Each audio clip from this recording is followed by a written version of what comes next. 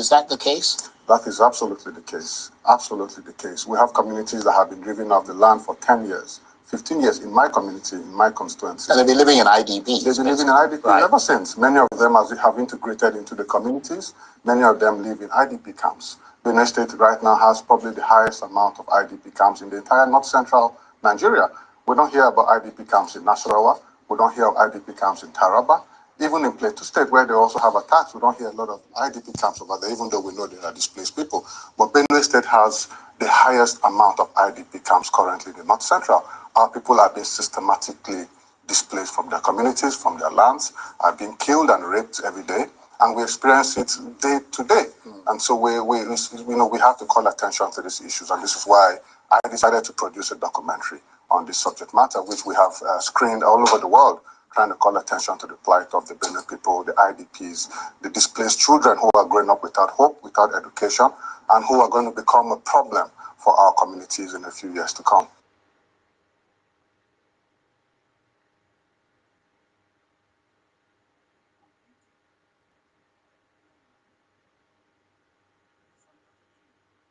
Many of them live in IDP camps. Benue State right now has probably the highest amount of IDP camps in the entire north-central Nigeria. We don't hear about IDP camps in Nasarawa.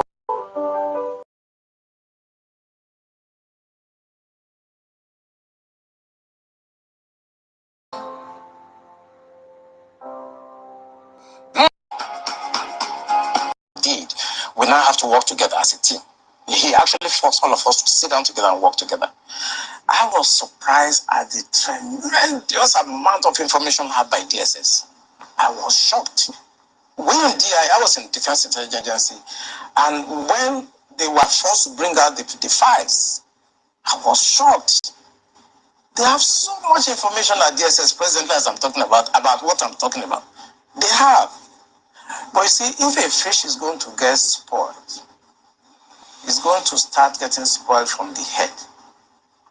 The DSS will not do anything except the commander-in-chief's body language shows that this is the direction I want to go. That is where the problem is. The DSS has tremendous information.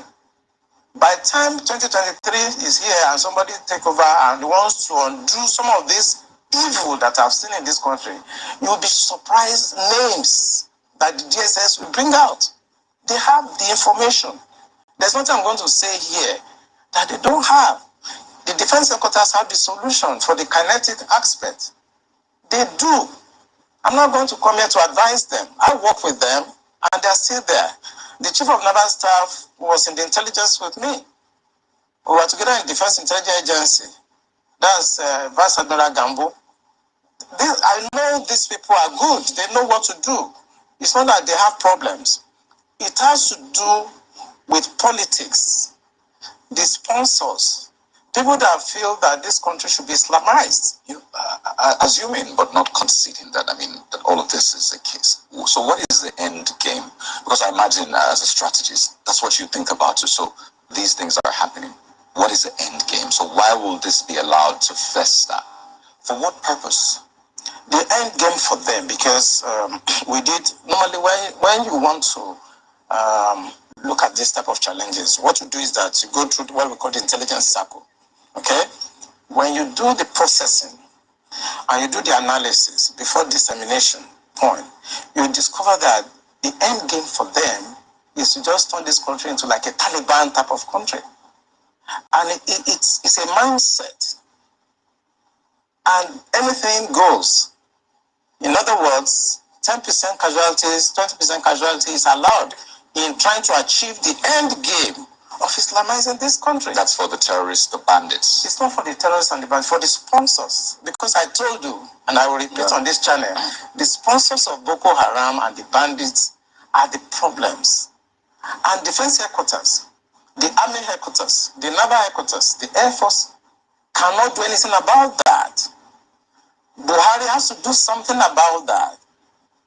The Interpol has the list of those people that are sponsoring Boko Haram. I work with Interpol. They should ask. If they don't know, they should ask. The government of Dubai, they have the list of those people. During the trial of those people that were caught, names were mentioned. They have the list. The government also told us that they've arrested 400 sponsors of Boko Haram. Why should the government not try those people and bring peace and harmony and safety to this nation? Why won't the government do that? Those people that are going to harass cadets and officers in NDA, they live around the place. I know NDA very well. I was in BRGIE, I was in NDA as young officers, and I know the area very well. They live around the place. So why can't you put up a blimp that can see what they are doing real time and eliminate them? Why won't you do that? In fact, there were more details saying that some persons slept up, but we'll come to that hopefully. Marco has got some questions for you. It doesn't matter to us, for God is in the land of Biafra. We shall never ever be moved. This God of the ancients will help us now and forevermore. For Biafra shall come, and this Lord of hosts is with us. The same God of Jacob, this same God of Shadrach and Meshach and Abednego, this God that never abandons his people, this same God is our refuge. And we proclaim it unashamedly that this God that we kneel and bow before, we shall worship thee, for Biafra is your promise. Your word is yea and amen. Instead of your word not to come to pass, heaven and earth will cease to exist. Upon this very hope we anchor all our belief that Biafra shall come in our time, and we pray that it comes this very year, that your glory may be made manifest in the lives of men, that we may kneel and bow before thee.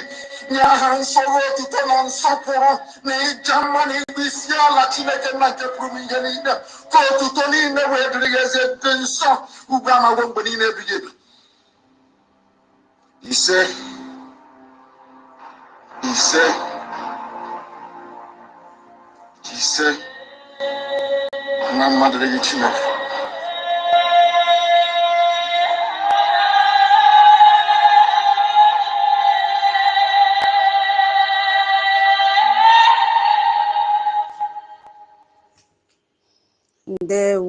Ndewo, Biafrans, good morning, good afternoon, good evening, good night, depending on your time zone. Thank you, Tabako, that we need music to back it up. So we are here to discuss the topic, the protest that changed everything, because for decades we have spoken, we have cried, we have pleaded, we have documented our pains, but something has shifted. Yes, we saw that the drastic shift yesterday, and I really want to appreciate the Showore. May God bless you. May God bless the work of your hands. Yes, because you took up this challenge, and it spoke volume yesterday. And I know you are not still satisfied. You organize another one. I came across a news headline that Ohaneze Ndibo said they should extend it to 25th of October. And in my mind, I was like, oh, what were you doing since? A Yoruba man put his life on the line to organize this protest to release our Ogendu. But every time you guys will be lying behind that you are making arrangements, you are doing underground work, you are seeking political solution, all the grammar you come out and speak to deceive Biafrans. You are pleading for it to be extended. Do you know what they went through? And none of them you were not there yesterday. You were not there. Few weeks ago, we saw you organize. You see, internet has kicked out Toti now. Oh my God. Toti, please come back. Few weeks ago, we saw you, wonderful Biafrans, and even visitors. Hey, come though. So we are here to discuss the topic, the protest that changed everything, because for decades we have spoken, we have cried, we have pleaded, we have documented our pains, but something has shifted. Yes, we saw that the drastic shift yesterday, and I really want to appreciate the Showore. May God bless you. May God bless the work of your hands. Yes, because you took up this challenge, and it spoke volume yesterday. And I know you are not still satisfied. You organize another one. I came across a news headline that Ohaneze Ndibo said they should extend it to 25th of October. And in my mind, I was like, oh, what were you doing since? A Yoruba man put his life on the line to organize this protest to release Aonyendu. But every time you guys will be lying behind that you are making arrangements, you are doing underground work, you are seeking political solution, all the grammar you come out and speak to deceive Biafrans. You are pleading for it to be extended. Do you know what they went through? And none of them were, you were not there yesterday. You were not there. Few weeks ago, we saw you organize. You see, internet has kicked out Toti now. Oh my God. Toti, please come back. Few weeks ago, we saw you guys, you organized a protest in Old Abia State. But when it was time for you to mingle and identify yourself with the public, you disappeared. But now you are, pleading for extension as if you will come out. Anyway, let's leave that when we begin to talk. Thank you so much, because that protest has really awakened most Biafrans that were sitting on the fence, and it has exposed those betrayal, the Nigerian governors that we have. Yeah, thank you so much. I will just give mic to my co-host to greet the house before. Okay, let me just highlight what we are going to cover in case people want to speak. You can choose anyone or you can add anyone. This is just what I feel I should talk about, but you can add your own. It's fine because we have lots of good speakers here.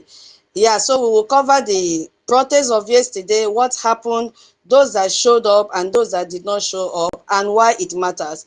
And then you can also chip in the genocide that is going on, the killings that is going on, because people are coming up from international community to speak. Now, we are not even the ones speaking again about the genocide that is going on in Nigeria. International communities have carried this burden for us, and they are propagating it as it's supposed to be.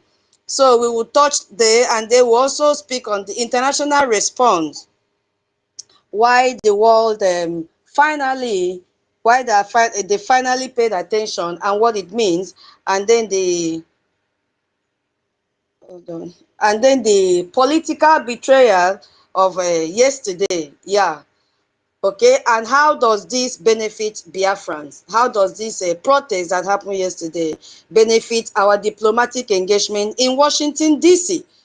And why is it that the only solution is Biafra? Why staying in Nigeria is no longer viable for Biafrans? So those are the areas, subsection that you may want to talk about when you pick the mic. I will also try to integrate some that I may remember. So I will pass my mic to my co-host to greet the house before I continue. My co-host Toti, are you there to say hi to the house? Yes, I'm here. Tutos. Yeah, am I coming out? Yes. All right, thank you very much. Tutos, thank you for hosting us today. Ikomdo. I would like to know the meaning of that Ikomdo, because I normally hear you say. Ikomdo means no. Okay. No. All No, right. no, Ikomdo means I'd agree to. Let me just use pidgin so that because no means welcome. Ikomdo means I'm greeting. Oh, I send my greetings. Yeah. All right, thank you for letting me know the meaning of that. Ikondo, my dear and lovely sister Tutos, thank you for all that you're doing. The Biafran people really appreciate you, and then me myself, I also appreciate you for all that you're doing. My lovely brother Isi McTony, greetings to you. And my greetings go to the who's in the house today. Minister Emeka Orago, greetings to you. Honorable Mazio Onyeka, greetings very much to us.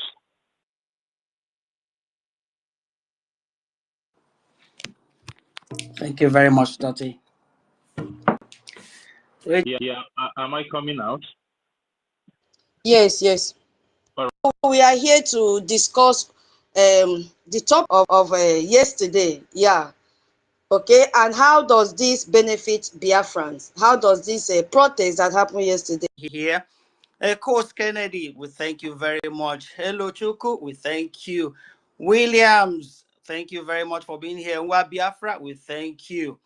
Mama TY, thank you for coming. Uchenna, Enegido, thank you also for coming. Yeah, just like the topic I've just said now, you see, the protest has changed everything, and Biafra now sees one solution, which is Biafra. My co-hosts have said the whole thing, the hosts have said the whole thing, but the fact of the matter is that we really need to seize this opportunity to fund our liberation. It's very, very important, because if we don't do it and we miss this opportunity that is roaming all over our roof, it might be very, very difficult to get it back. So what am I saying here? Please, let's try our best possible to always come out. You don't even have to wait till the fundraising day. You can just always go there, do what you need to do, and then get out without anybody knowing. So I want to say to everybody, welcome. We so appreciate every one of you for being here. We thank you for coming. And please, let's always keep the fire burning. Thank you very much. I return the mic back to the host. Thank you. And again, please, before I go, I think I can see 1 million here. I can see Madam Betty. I can see Biafra license in case you want to release me from the co-host section. But if not, I'll still hold it up. But then you have all of them around. Like my leader say, when you're doing anything and then you see anybody that does it better than you do, appreciate them and push them up. So that's what I'm trying to do here. I have all my brothers here that can handle the co-host section. And thank you very much for having me. I'm honored. Thank you. Thank you, my brother. And see, you are not going anywhere. You will stay there, and you. So much. You don't go anywhere. Who tell you say no, they do am better? You will stay there till I end the space. Stay there so that you know what it means. Yeah, I didn't see all these people when when I was greeting the good Biafrans. I have seen Sister OJ, no, Medio, I have seen Madam K, no, Medio. I have seen Afam, no, Medio. I have seen where is that HOD of the listening session? I think internet has kicked her out. No, Medio. Those are the people that were not here when I was saying no, Komdo. Yeah, Holland, I've sent the mic again. Thank you. Oh, our Minister Snow is here, the original Minister Snow is here. Komdo, Minister Snow. Oh my goodness me. Thank you so much, Biafrans, for tuning in, and let's get started. And as I said, every day, people are talking. Let's just listen to what Sheryl Nelson have to say, because he had a program. He tweeted that he has been called to speak concerning the genocide of Christians in Nigeria, which are Biafrans. I just came across his speech now. Let me just play before we start so that we listen. Hold on. Rising levels of Christian persecution. Let me start again. Hi, my name is Sean Nelson, and I'm with Alliance Defending Freedom International. You've probably seen the headlines about rising levels of Christian persecution in Nigeria. And it's true. Thousands of Christians are murdered year after year in Nigeria because of their faith, more than in all other countries combined. But what you may not know is that the persecution is sadly not new. And in Nigeria, there's persecution actually written into the law through harsh blasphemy laws. These laws criminalize people simply for expressing their faith, sometimes for nothing more than sharing a song lyric or a social media post. They embolden violent mobs and strip people of their most basic human freedoms. Blasphemy laws can result in a death sentence, and blasphemy accusations can lead to mob violence, silencing the voices of Christians and religious minorities. Take the case of Yahya Sharif Aminu, a young Sufi singer sentenced to death in 2020 for allegedly sharing lyrics deemed blasphemous. He's been in prison for over 5.5 years, awaiting justice from the Nigerian Supreme Court. Or take Deborah Yakubu, a Christian student stoned to death in May 2022 by her classmates for alleged blasphemy, all because of her faith in Jesus Christ. At ADF International, we are standing with the persecuted. We're supporting Yahya Sharif Aminu, taking his case all the way to Nigeria's highest court. Our goal is the overturning of blasphemy laws and increasing protection for religious freedom for all people, because no one should be jailed or punished, let alone face execution for peacefully living out their faith. You can learn more at adfinternational.org and join in the fight to protect religious freedom globally. We thank Sean for this podcast that he made. Yes, and one of those people that have been criminalized is our Onyendu, and so many Biafrans that have been locked up in the dungeon, in underground cell, and that is why we are here. Yeah, Biafrans. Yes, so we saw what happened yesterday, the recent global protest organized by Showore, and it was tagged Free Nnamdi Kanu now. Yeah, so that was what happened yesterday. For the sake of those who may say, oh, how did it start? I don't know how it started. Just a little overview that I will run down for you to know what really happened yesterday. But before I go there, the impact was so immediate. It was so immediate yesterday. And why am I saying so? It's because the world finally turned their satellite on Nigeria.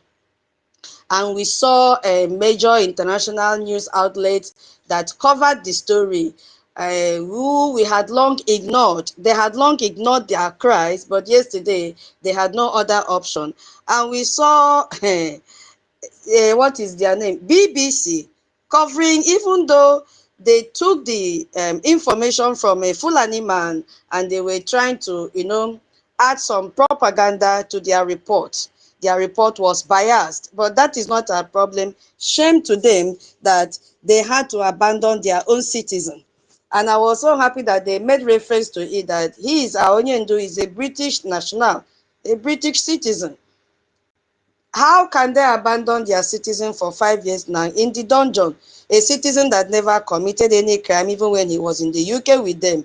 So shame to BBC, British Broadcasting Corporation.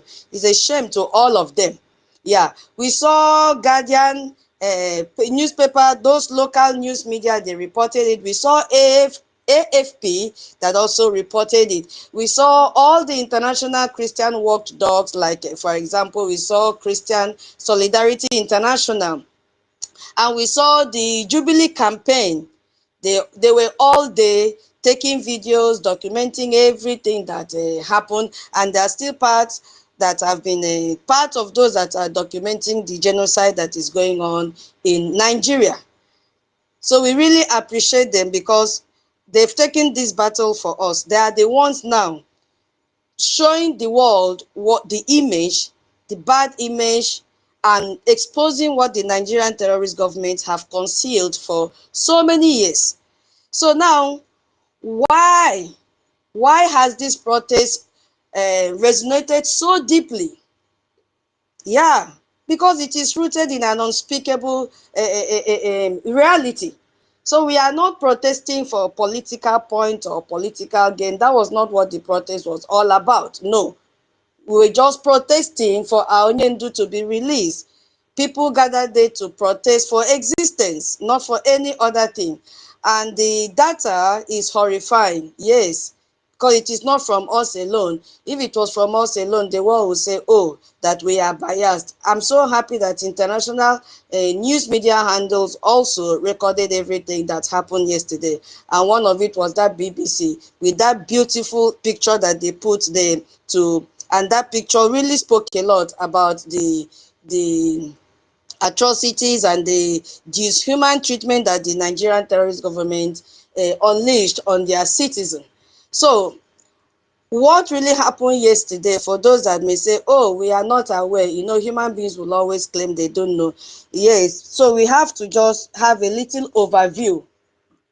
There is one activist called Showore, for those of you that may be new to what happened yesterday, and he announced the hashtag Free Nnamdi Kanu protest. Personally, he reached out to all the southeastern governors. Why? Because he used to see them come out every time. Oh, we are having meeting. Oh, we are having talk behind the scene. Oh, we are doing underground. Oh, we have scheduled meeting to meet with Tinubu. And this man was like, okay, I think these people have a sense of humor to talk for Onyendu to be released. Let me approach them. So he reached out to Alex Oti, he reached out to Soludo, he reached out to Peter Obi, and he also reached out to those outside the, he reached out to, what is the other one's name? Peter Mba.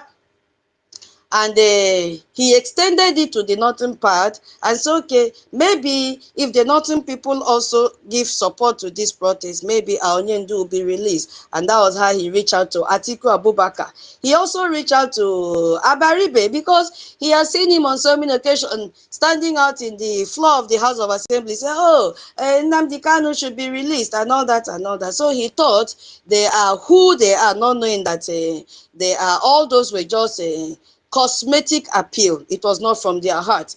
And then we saw Atiku who publicly endorsed it. Remember, Mama Betty, you are here.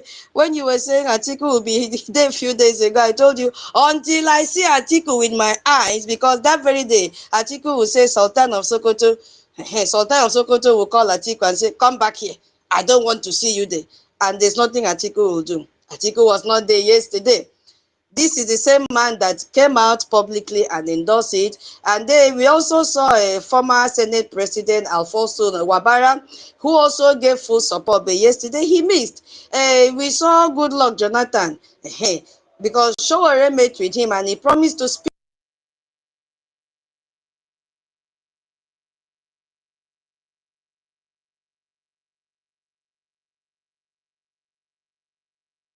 We also saw a former Senate President, Alfonso Wabara, who also gave full support. But yesterday he missed. We saw Goodluck Jonathan, because Showore met with him and he promised to speak of Boko Haram. They are the ones in Abuja. They are the ones giving order. And they are the ones that tried to stop the protest from holding. Because all of them are Boko Haram members. They are terrorists. And these same people that are members of Boko Haram, which are in the government, they are the ones sponsoring Boko Haram.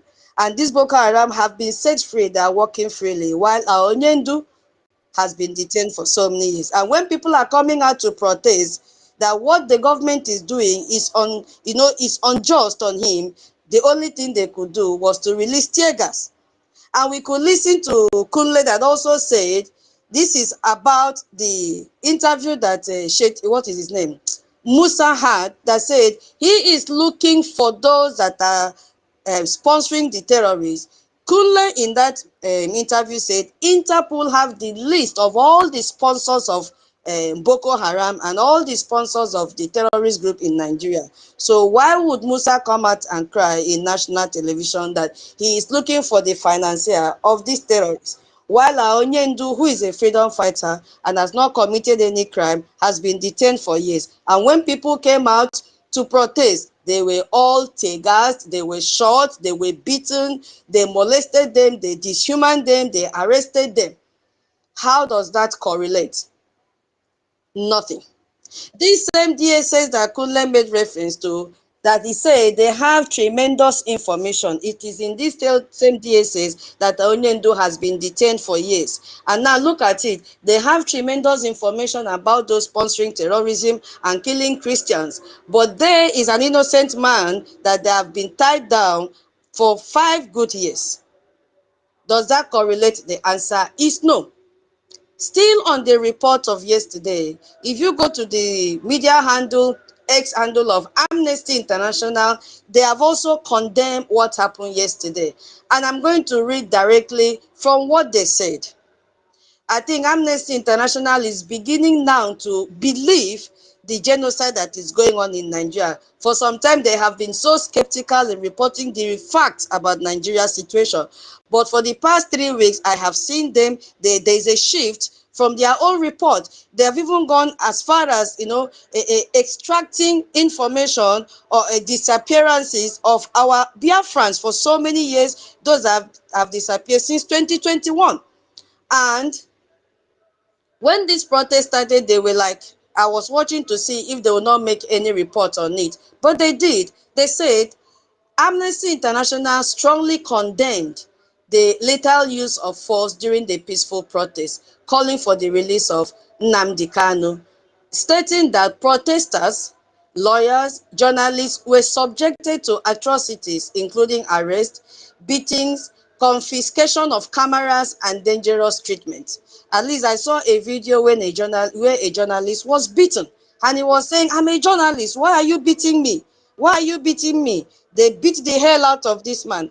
I even saw a video of a lady that took flower to go and, pay respect to victims that died during the EndSARS. This woman was beaten by a Fulani terrorist in army uniform. I don't know the problem that the flower has with him. That one is also haram. I don't understand the way he beat this woman. I pity the woman. Amnesty International also, 1 hour ago, they said Nigerian authorities must immediately, this is with respect to the arrest of Aloy Ejimakor, must immediately and unconditionally release Aloy Ejimakor and Prince Emmanuel Kanu, and to stop the bizarre plan to subject them to sham trial based on fabricated charges.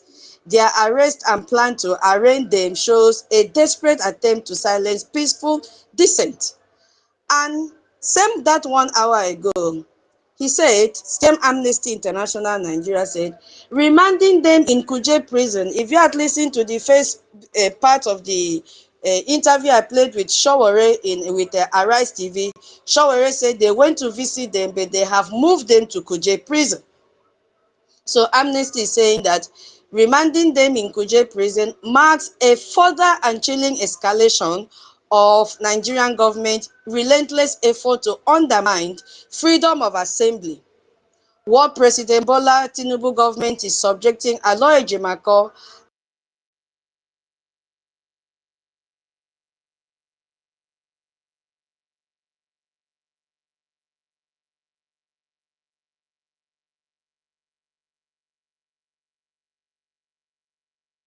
Can you hear me? Rich, calm down. Don't take it off. Hold on first. Can you hear me? Yes, we can hear you now. Yes, we can hear you. Okay. You are calling from the other room. Sorry about that. It's internet. I'm so sorry. Yeah. So, and then where did I stop with Amnesty International? That what President Bola Tinubu government is subjecting Aloy Ejimakor and Prince Emmanuel Kanu to comes in the context of a much wider crackdown on a civic space. This travesty of justice must stop. So this is the report from Amnesty International. So they are seeing everything that is happening. And now I want to connect that to what Senator Ted Cruz tweeted yesterday when this was going on. He said, Nigerian state and federal officials have created an environment that does what? Facilitate mass violence. Did you hear that? By downplaying or ignoring these atrocities, as they are doing now through a public campaign of denial, including through the media, and by enforcing blasphemy and Sharia laws, which exist in 12 states and the federal level. He went further to tweet that, as the Christian Association of Nigeria recently said in a statement signed by the organization president, many Christian communities in parts of Nigeria, especially in the north, have suffered severe attack, loss of life, and the destruction of places of worship, and cries for justice and protection are too often met with delay or denial. And then he further said, this is what is going to connect what I just read from Amnesty International. because Nigeria does not respect any law. Now he says, according to the most recent comprehensive report on Nigeria by the US State Department, these people are not backing down. And I love it because they are the ones that have carried this load for us. They are not backing down. They are following up. So let me just read what he said, what he tweeted. He said, the US Commission on International Religious Freedom and Open Doors is one of the watchdogs. The human rights situation has not improved. Did you hear that? Has not improved. And the religious persecution of Christians is escalating. What does this mean? It has not improved. Nothing has changed. Even when Nigerian terrorist government have heard that a bill have been submitted for them to be redesignated as CPC, and there is a call for targeted sanctions, they have not just said, okay, let us pretend to calm down and see if we can improve ourselves. Let us see if the scale, the rate that they've taken them to the highest scale of 10 in the country that is killing Christians, let's see if we can even reduce to 5 and be at the scale of 5. No. They don't know that what happened yesterday have also catapulted them. In fact, if there's anything called stage 11 or 12, that is where they should be. Because they said, let me read it again before we go to the program. It said, according to the most recent comprehensive report on Nigeria by the US State Department, you know that BRGIE has been registered with US State Department. So we are a legal entity. And US State Department, they know us. US State Department, the US Commission on International Religious Freedom, this is where Ted Cruz hates also, and Open Doors.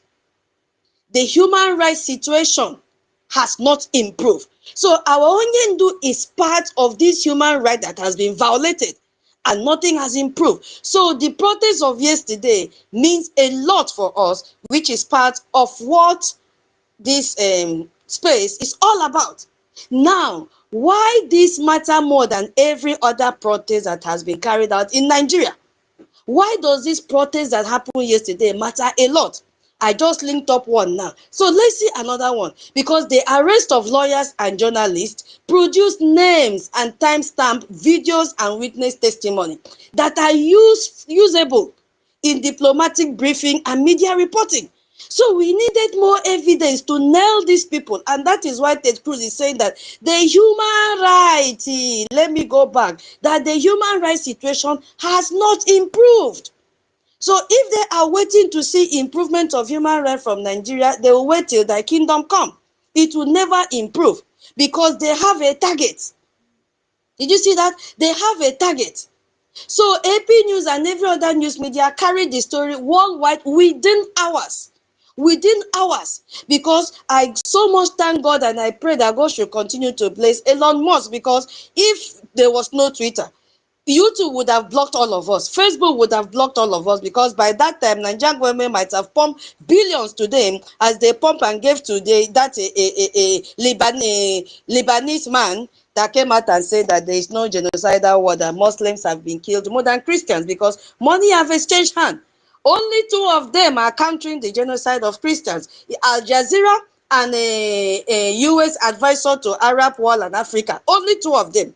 And right now, Al Jazeera is getting that is serious knock from international journalists telling them, how could you come out and say there is no genocide killing of genocide on Nigerians, Christians, sorry. Why are you denying? So this wasn't just another protest that happened and faded away as usual. No, no, no. This was documented evidence of state repression that the international community can never ignore. It was too much. They couldn't ignore. It had to wake up a BBC. You see, BBC that ran away.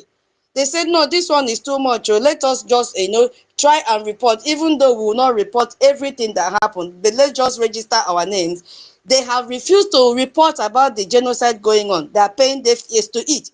BBC and CNN. So from that protest yesterday, we saw those that are betraying us within. Those leaders that failed to show up, even when they gave consent. It's okay. They gave a support. But what happened yesterday? We did not see them. all the prominent Igbo political leaders, all the pastors. There was no pastor. I don't know that one that wore purple, whatever. What do we call this thing? I can't call that. I can't call that. Is it chasubul? I can't call that chasubul. Is it a sultan? I don't know. I don't know. Okay.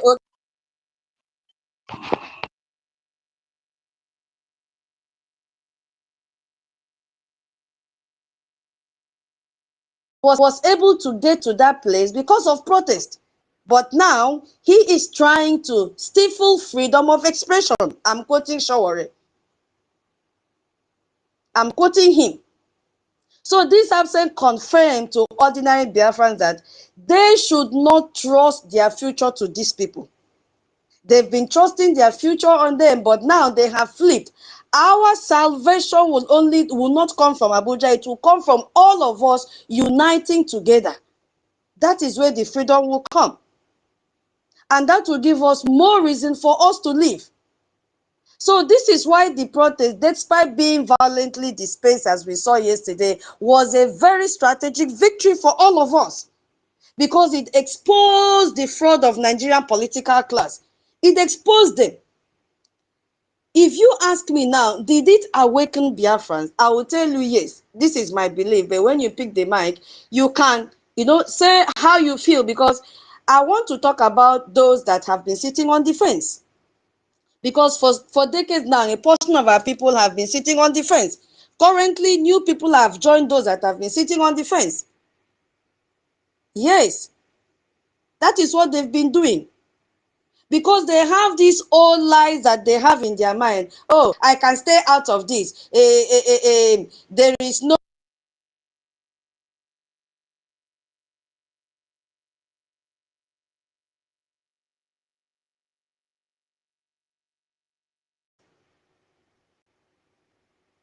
not just incompetence. That is what it showed. That Nigeria is a complicit in what is happening. Because Nigeria always claimed that the killings are as a result of farmer headers clash, or it is because they lack resources to stop bandits. But when they get these resources, they will take it and pass it on to the terrorists. That is what they have been doing. But what happened yesterday? What did that protest reveal yesterday? This is the center of this space. What the protest revealed yesterday, and the importance of the significance of the protest to BRGIE. What did it reveal yesterday?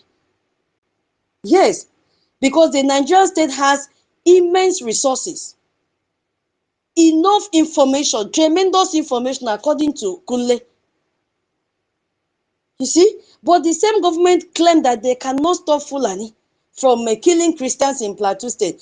They can swiftly deploy soldiers and police to suppress the protesters, peaceful protesters yesterday, and also in our region. And international community have something to take away from what happened yesterday. Because this demonstrates that the state inaction in the Middle Belt is a choice. It's a choice, not that they are incapable of tackling the terrorists. It shows us that violence against Christians and the suppression of Biafrans are two sides of the same coin. And if you also, it connects the dots between political repression and religious persecution. This is my own belief, or what I feel as the image, or what that protest showed the international community regarding the situation in Nigeria and also the Nigerian government. Because this Nigerian terrorist government, they try to, hide issues. They will say, oh, Nnamdi Kanu is a separatist problem, a Middle Belt is a farmer haters problem. But that protest that happened yesterday, our Onyendu is from Igbo ethnic group. He's a Biafran. And he's the most prominent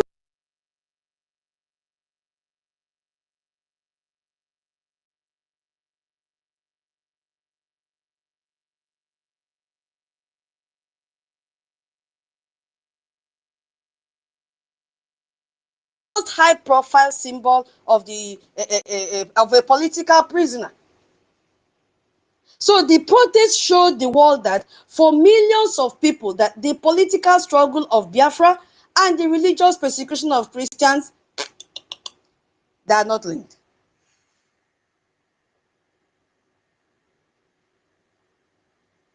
So they see the system, the same system, targeting them on both fronts because they are linked together. So that is what they have seen yesterday.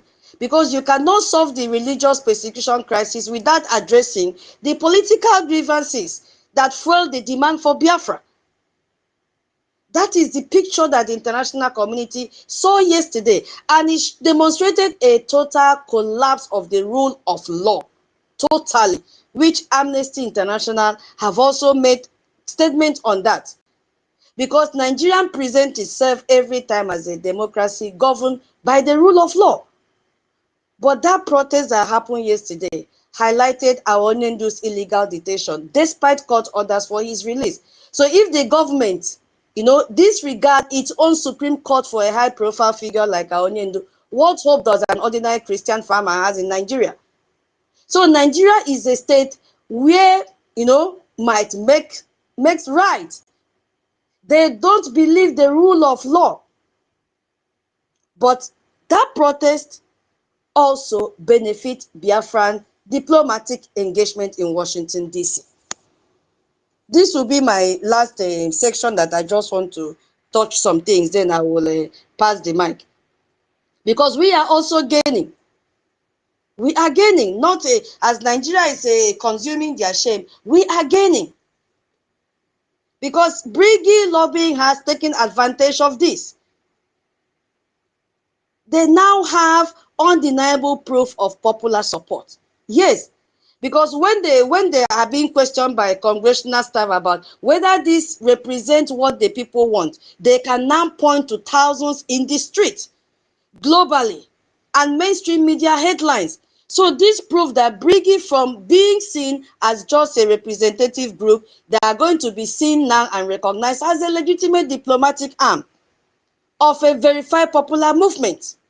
They are going to even add more respect to us. That is what is going to happen now, because another evidence have been added. Our BRGIE, our APM, can now walk into the congressional office with the protest tape. He also shared, so he has this evidence. Fact. He will show to them and say, this is the more reason why we are leaving Nigeria. This is the more reason. Look at what happened. They will say, look at October 2025. Look at peaceful protesters demanding compliance with court orders. Look at how they poured gas on them. Look at how the lawyers were arrested. Look at how journalists were detained. Look at how politicians endorsed the protest disappeared. Politicians who endorsed the protest disappeared. Where are they going to? Where did they run to? And all this while, 32 Christians are killed daily with the government complicity. So this is not just a democracy. Now, a lot of evidence will be there to show to Washington, D.C. when they go. It validates a failed state argument. Because if you look at BRGIE, the core argument of BRGIE is that Nigeria is a failed state, incapable of, protecting its citizens. And that a dissolution of Nigeria is the only solution. So that protest of yesterday, the protest with the ongoing genocide, happening right now, because they have not even come out of the first accusation, they entered another one, is a perfect real-time example to use in diplomatic briefing. They all came together at the right time. So it proves that Nigeria is not just failing, but it is an inactive perpetrator of violence and injustice in the country. So it will now allow Biafra's diplomat to say, oh, engaging with Nigeria is futile. You see what is happening? I really thank God that this thing happened simultaneously. So the only path to stability in the region is to support Biafra sovereign nation. That's it. That is the only thing that will bring an end to this injustice meted on Christians, meted on Biafrans. It also creates responsibility to protect, because the international doctrine of the responsibility to protect mandate that when a state fails to protect its population from mass atrocities, the international community has a responsibility to intervene. Yes. So they will now quote this act, responsibility to protect. That is what is happening. So the protest of yesterday and the state likely violent response to it provide fresh evidence that Biafrans are an endangered population by their own state.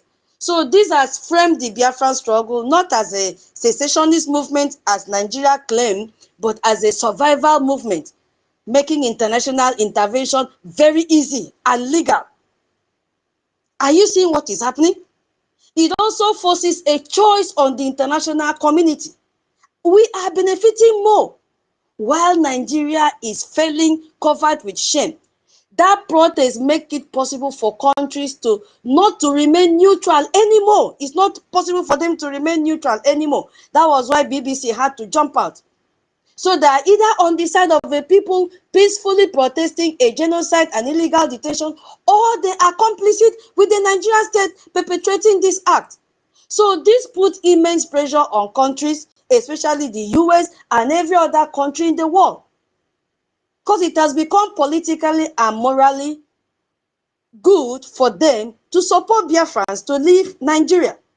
I will yield my mic here because a lot of hands are up. I will yield my mic here, and my co-hosts, they have something to say before we pass the mic. Let me not talk again so that others will have what to contribute. Please share the space if you are just joining. Share the space, big no. My co-host, Toti, are you there? Yes, I'm here. Tutors, like how many hours do we have to spend on this page so we can know how to manage the time, because we have a lot of things. Let me add 2 hours. I'll end by 10 p.m. here. 2 hours and they have taken 1 hour only you. How can you? No. It's not possible. Are you timing me, Onyeka? You have taken More than 2 hours. You don't take more than 2 hours only. You, my mommy tutors. But yeah. But we enjoy. Although we enjoy your speech, my lady, you are a great orator. We enjoy you so much, but you have to increase our time, please. Okay, that's what I'm saying. I said 2 hours, man. 2 hours. Toti, go ahead. Toti, are you there? Yeah, I'm here. Yes, I'm here. Okay, let me mute my mic. I will not talk again. No, we enjoy your speech, but have to increase the time, my lady, please. Yeah, please. We need to manage the times.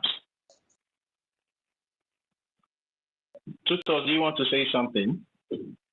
No, I'm not saying anything again. I leave the mic for you. You want them to crucify me? I'm not saying. So can I go ahead now? Yeah, no, wait them fully. Wait. The co-hosts are there. Everybody mute your mic, please. Let's mute our mic, please. We need to manage the time because we have a lot of people here that want to speak. Please, Rage, we will take, maybe we'll take 10 minutes, please. You can go now, Rage. Make use of your 10 minutes. Go ahead. 10 minutes? Okay. Thank you very much. Did you say 10 minutes? Yes. All right, thank you. Yeah. Thank you so much. That is a whole lot of time. I should be able to say my mind with 10 minutes. Once again, I greet all the Biafrans all over the world. I greet lovers of freedom and friends of Biafra. Thank you very much for putting on this space. Special greetings to all our mothers that are here present. Mommy Betty Ford, Mommy Nkeruka. Is she still here? She has left already. Mommy Tutors, Mommy Eunice, and all the great mothers that are here present. Thank you for standing by your children, by standing by your husbands, by standing by your brothers, your uncle. Thank you so much. Greetings to all our leaders from time past and to these very present days. We salute you for fighting for your people, for making sacrifices for your people to have a better life. And I really want to say a very big thank you to the BIA family, This is the best family you can have. You understand? You know, some family gather to have meeting to destroy themselves. But you can see our Bia family, we always come together to discuss how we can be free, how our people can have a better life, how our people can have good routes, employment opportunities, good medical care. Because when we talk about Biafra, when we talk about freedom, these are the things we are talking about. That when we are sick, we should be able to walk into the hospital and treat ourselves in an affordable and a standard hospital. You understand? To have good rules that do not cut short our lives. This is what Biafra is all about. This is what freedom stands for. Freedom from oppression, from insecurity, from terrorism, Islamic jihadism and terrorism. This is the freedom. This is the Biafra we are speaking about today. And I really want to say very big thank you to all our leaders, especially Mazi Nnamdi Kanu, who really stands for the interest of all, not just the Biafrans, but even the indigenous people in Nigeria, in indigenous people of Oduduwa, Hausa. And I want to use this opportunity to once again say very big thank you to a dear brother and a dear friend, Comrade Omoyele Shawore. You have broken records and set records again, and these records will last for a very long time. Thank you very much for what you do for the Biafran people, for what you do for humanity. And I really want to say a very big thank you to all the indigenous people, the youth of Biafra, the youth of Nigeria, be they from Ududuwa, be they from Arawa that were present in this protest. There is a write-up that I read, and it really touched my heart that there was this particular man from the northern region who went to the protest, and when he was preparing for the protest, he had about 130,000 naira in his bank account. And before he left for the protest, he sent 100,000 naira to his wife. And he told his wife that as he's going to the protest, if Nigeria police or Nigeria army kill him for going to a peaceful protest to release Mazi Nnamdi Kanu, that the wife should use the 100,000 naira and take his 2 children and travel to her parents' place, that in case Nigeria police or Nigeria army killed him in the protest like they always do. But if they did not kill him, that if they arrested him, that he should use that if they arrested him, that he was not going to stay in their custody beyond the 1 month, that is not going to be in custody beyond 1 month, that 100,000 naira, that the wife should use it to take care of the children until he comes out. That is very touching. This is what we are talking about. Our fight is not against the indigenous civilian, the ordinary Nigerians or Yoruba or Hausa or even Fulani that are peace-loving. Our fight is not against them. Our fight is against this foreign entity that was installed to kill us called Nigeria. Our fight is against the owner of this foreign entity called Nigeria, who are also foreigners. Our fight is against the strangers that are managing this foreign entity called Nigeria that is installed to kill all of us, the indigenous people. Our fight is not with ordinary people, the ordinary citizens of Yoruba, Hausa, Fulani, or the Biafran. You understand? This is why you can see whenever we come across Abiodun, we and Abiodun, we eat together in the same place. We and Ayo, we eat together in the same place.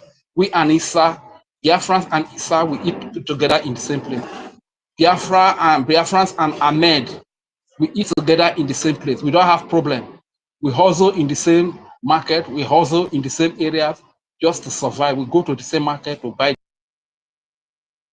We don't have problem with all of these people. Our problem are these terrorists, these foreigners that are managing this foreign entity called Nigeria, owned by foreigners.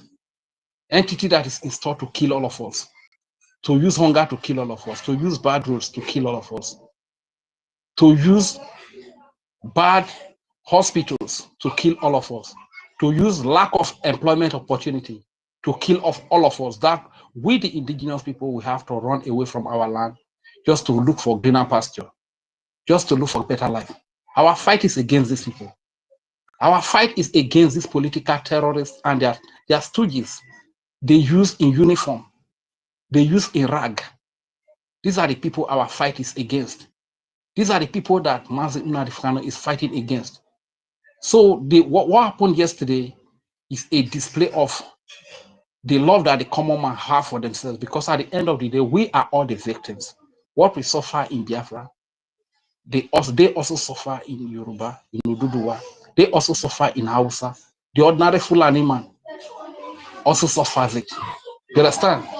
So, but those that say we should not live, that we don't have right to live, these are the people our fight is against. And everyone that showed up in that protest yesterday, I really want to say thank you very much. That was a noble thing that you did yesterday. And that being said, speaking about the topic, the protests that changed everything, and Biafrans now see one solution: Biafra. Yes, that is the only solution, because Nigeria is not a place that is suitable for the inhabitation of human beings. You understand?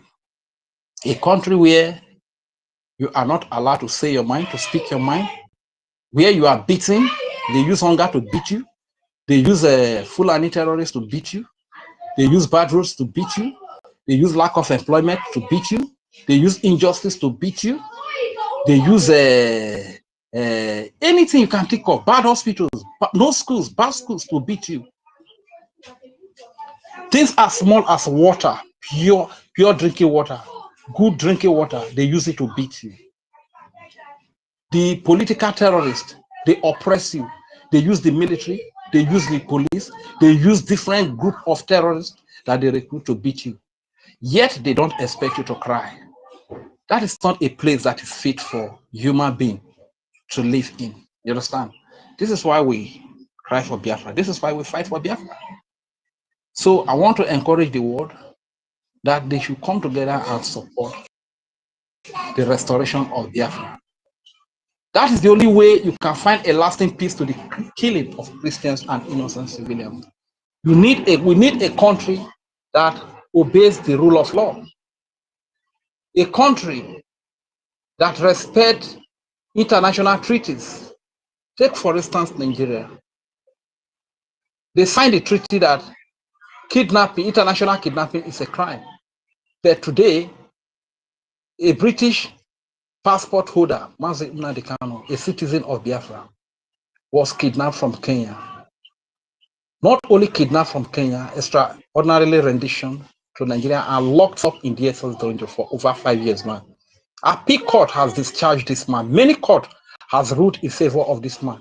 Has even told Nigeria to pay compensation and release this man unconditionally. Yet Nigeria refused to release him. Is this the kind of place that you want human beings to live in? Nigeria is unfit for humans to inhabit. So to save lives, the best thing to do is to dissolve Nigeria, to disintegrate Nigeria. Let the indigenous people have their own country, have a say in their own land, in their own ancestral land. Let this foreign identity imposed on the indigenous people go. Let this foreign identity imposed on the indigenous people be dissolved. This foreign identity is Nigeria. It doesn't have meaning in our languages. Nigeria does not have meaning in Isoko language. It doesn't have meaning in Yoruba language. It doesn't have meaning in Igbo language. It doesn't have meaning in Igodomigodo. It doesn't have meaning in Anioma, Ika, Ikwere, Idoma, Ibibio, Akpakioro, Ita Anang, Igala, Igede, Idoma. Nigeria does not have meaning in all these languages. It doesn't have meaning in Yoruba language. It doesn't have meaning in Hausa language. This is a foreign identity that is imposed on us by a stranger to make life a living hell for us. An identity that does not align with our values. An identity imposed on us to kill all of us all. And today you can witness mass slaughter, mass killing that are being carried out by the foreigners that manage this foreign identity. that are being carried out by foreigners, that are managing this foreign entity imposed on us by the foreigner, by the stranger. This is why all of us, we need to go our separate ways. Let us go our separate ways and align with our common values and align with those that have the same mindset with us and align with those that have the same value system, the same tradition and culture, religion with us. How could you be in a country that has two laws, Sharia law and secular law? Somebody's unmuting his or her mic. I don't know. It's kind of interfering with my mic. Yeah, Rich. Or is my time up? If my time is up, your time is up. Just take 1 minute to round up. That's why I'm ringing the bell for you. Just take 1 minute to go to the next. Oh, yeah. Oh, okay. Thank you very much. So the people need to have their freedom. The people need to take their land back. This is why we are fighting. This is why we are speaking. Natese odere Biafra. Natese odere Foma. Natese odere Biafra. Oriana tese odere Biafra mere yo. Nateserio odere Biafra. Nateserio odere Foma onyavo. Nateserio odere Biafra. Oriana tese odere Biafra mere yo. Natese odere Biafra. Nateserio odere Foma. Nateserio odere Biafra. Oriana jeta emere Biafra merenya. Oriana jeta emeru Foma merenya. Oriana jeta emeru dede merenya. Oriana jeta emere Woma merenya. Oriana jeta emere lo merenya. Oriana jeta emere Biafra mere nyayo. Thank you very much. Wherever they call the name of Biafra, I will answer. I will be there and answer.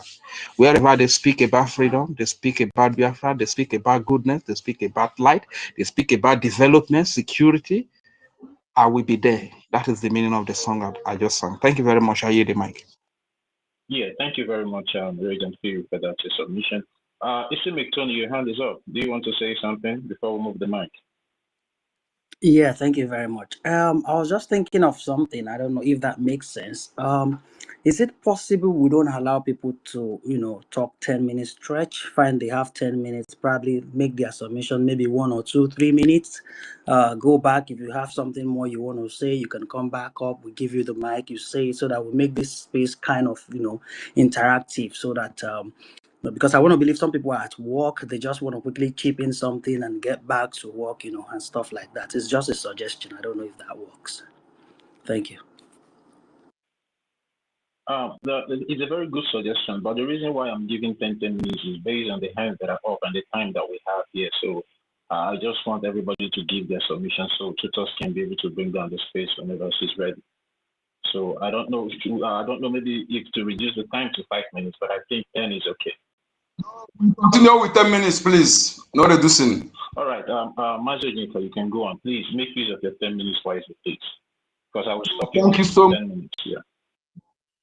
Humbly, respectfully.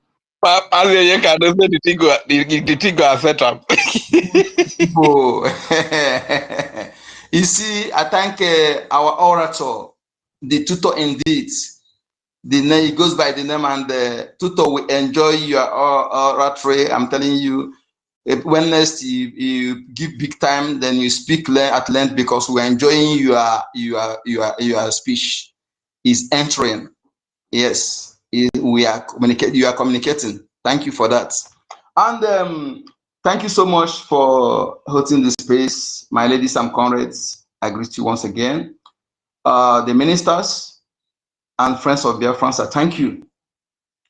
I want to thank our APM and our leaders who are holding on to their what they say. They did not capitulate. They continue maintaining their speech. They say they will not disappoint us, and I encode number will not disappoint them. Yes, I don't know about others. I will not disappoint them. I must follow them the last man standing. Well, anywhere than Nigeria wants. I want Biafra to understand something here, because Nigeria, Afonja, Janjaweed, Fulani immigrants, are deliberately paying people to instigate or to incite against Igbos in Africa countries and beyond.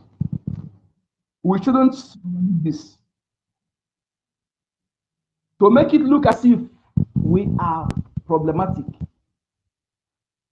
You know, you see, when some people understand what, before I go to the topic, what we're saying here, I want to say this so that I will not forget, because this is serious. We're not paying attention to this, and we should pay attention to that. They are deliberately sponsoring their people, Fulanis in other countries, or their puppets in other countries, to continue speaking ill of the Biafran people, so that the world will see us as bad people. We are not saints, and we are not the worst people. If we check the people in the world, we are among the good people. We are humanistic, life value people. We believe in live and let live, and we believe in he who wants me to live will live. He who wants me to live will not live. That is our philosophy. And I want to tell the Fulani and the Afonjas, when I say Afonjas, the Yoruba people that we call Afonja, they know themselves, as we call the Biafran people who are supposed to Obiaseki Fajuna. When we saw Afonja, they know themselves. Be rest assured that you will steal from your own juice. If we have ever wronged anybody or taken what belongs to anybody forcefully, you will succeed. But if not, you are going to end up being destroyed. You and cohorts. That is my message to you. And I want all Biafrans who understand what is going through, blooded Biafrans, because all glittering objects are no gold. I'm saying this with every alacrity, with every conviction that not all who speaks our tongue and bears our name are blooded. Those of you who are blooded, prepare yourself, whether you like it or not. We must fight. We must fight. Must fight. And imagine Nigeria terrorist government killed hundreds of people in Mazin and the Kanu in Afaruku Kingdom. The secretary of the palace killed Mazin and the Kanu royal parents, killed the royal couple by because they refused to be bribed. We don't know. Some people don't know. We don't know what they want Mazin and the Kanu family to. They promised them every heaven and earth. Even private jets, they rejected it. So when they invaded the home, they shot unknown chemical to them direct.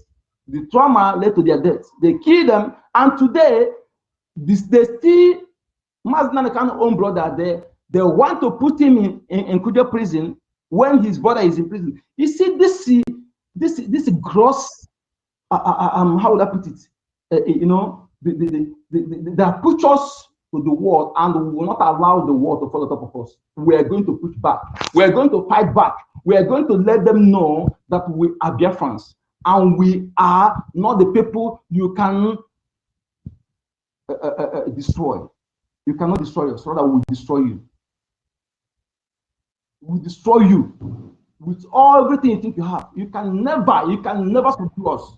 This is my message to the terrorist government, Afonja and Janjaweed. Tinubu, we know who you are. Just that some true Yorubas don't want to know the truth, or they know the truth, they just think that something good will come from. Tinubu is not a Yoruba person. He's not a Nigerian. Fulani know him. They know Fulani. They know themselves. That is why, and they sign things a sign before he become president. That is what he's working upon. If you think that Tinubu, who protested, even called Nigeria all sorts of names, but now the same Tinubu is killing protesters. We are going to all you Bible robbers, stupid bandits. You know, when we talk about these people before, some of you who don't see what we see, I thank God some of you have understanding what we're saying before. We're saying it from onset, from long time, telling you that the people that parade themselves, they are not Christians. They are not Christians. They are the same caliphates. Planted them to use them to deceive the Christians, to deceive their gullible followers. It's evidently obvious now that they are not what they tell you. Where are all these people? They're supposed to be in forefront of this protest. They're supposed to be in this, use this opportunity to protest the genocide against Christians. By the way, who made it possible? Can any bishop, any pastor, any reverend father in Nigeria come out to say boldly that he's the one that made it possible for the world to be speaking about the Christian genocide today? No, they can't. We challenge them. It's Biafra government led by APM and Olobis made it possible. What are they doing? They were busy telling the world that is somehow had a clash, climate change. And today, some of you are still paying tithe to them, giving them the money that's supposed to be given to our BDF. Let me tell you something. Ignorance isn't excuse. You will pay for your ignorance. That money we are giving to those who are killing you, while those who are putting their life online are there, they need logistics to do better, to protect you and I very well. Reason you are not running, reason you are not being massacred in mass the way it is in the bed. Can any of you come openly and deny or say that any Nigeria armed carrier is the reason you are not being running from your villages? If you say that, if you come out to say that the land will strike you dead, instanter. If you come out to deny and deny BDF their credits, the land will strike you. I challenge you to come out. Enough is enough. If you are paying title to Mwaka, to Adeboye, to Odumeje, to Motefie, to all these Bible robbers, to Bishop Onaga, who is against your freedom, against man's land, and against your defense, then you know that sometimes foolishness, ignorance is not an excuse. Your ignorance will destroy you if you fail to reason. I don't think that any reasonable Biafran person will be paying tithe to all these people today when those who are putting their life online are there. We're talking about logistics every time. You want them to use their urine or use their this thing to come and defend you. They put their life online for you to give them logistics needed to serve you well, to defend you well. It becomes something we are begging you, or we're talking every day. Keep giving tithe to the criminals that are killing you. 50 massacred in a Boeing, which is more keep mute. Rather, it display 2 Bombardier helicopters and 1 private jet. To continue winning so, but one, it cannot protect them. You will wear bulletproof car inside and wear suit and wear apron on top. Then he tell you to be wearing all the apron. When they kill you, say you don't have faith. More time still challenging you, because tomorrow you go and buy rubber bullets and give it to your arrangement to come and shoot you and say you know. Let me bring the AK-47 and the magazine. Come with that apron. If you have finished that one magazine and you survive it, I will be a slave forever. The slave will say, I will. In fact, if you want to, I will make myself table. You're going to put your leg on top. That kind of slave I will be for you. I still challenge you in Mwaka, because We cannot keep quiet. You criminals, you Bible robbers are killing our people, deceiving our people, and making them not to do what they're supposed to do. All of you are supposed to be in the street. If you truly love the people, you have to that you are deceiving, using their money to become rich.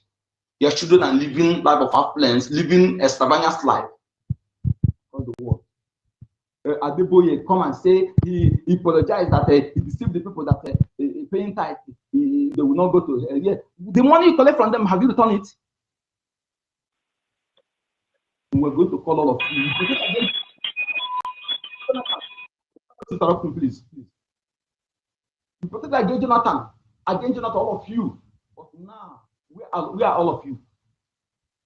These people are not Christians. They are not Christians. They are Caliphates. They are Islamists.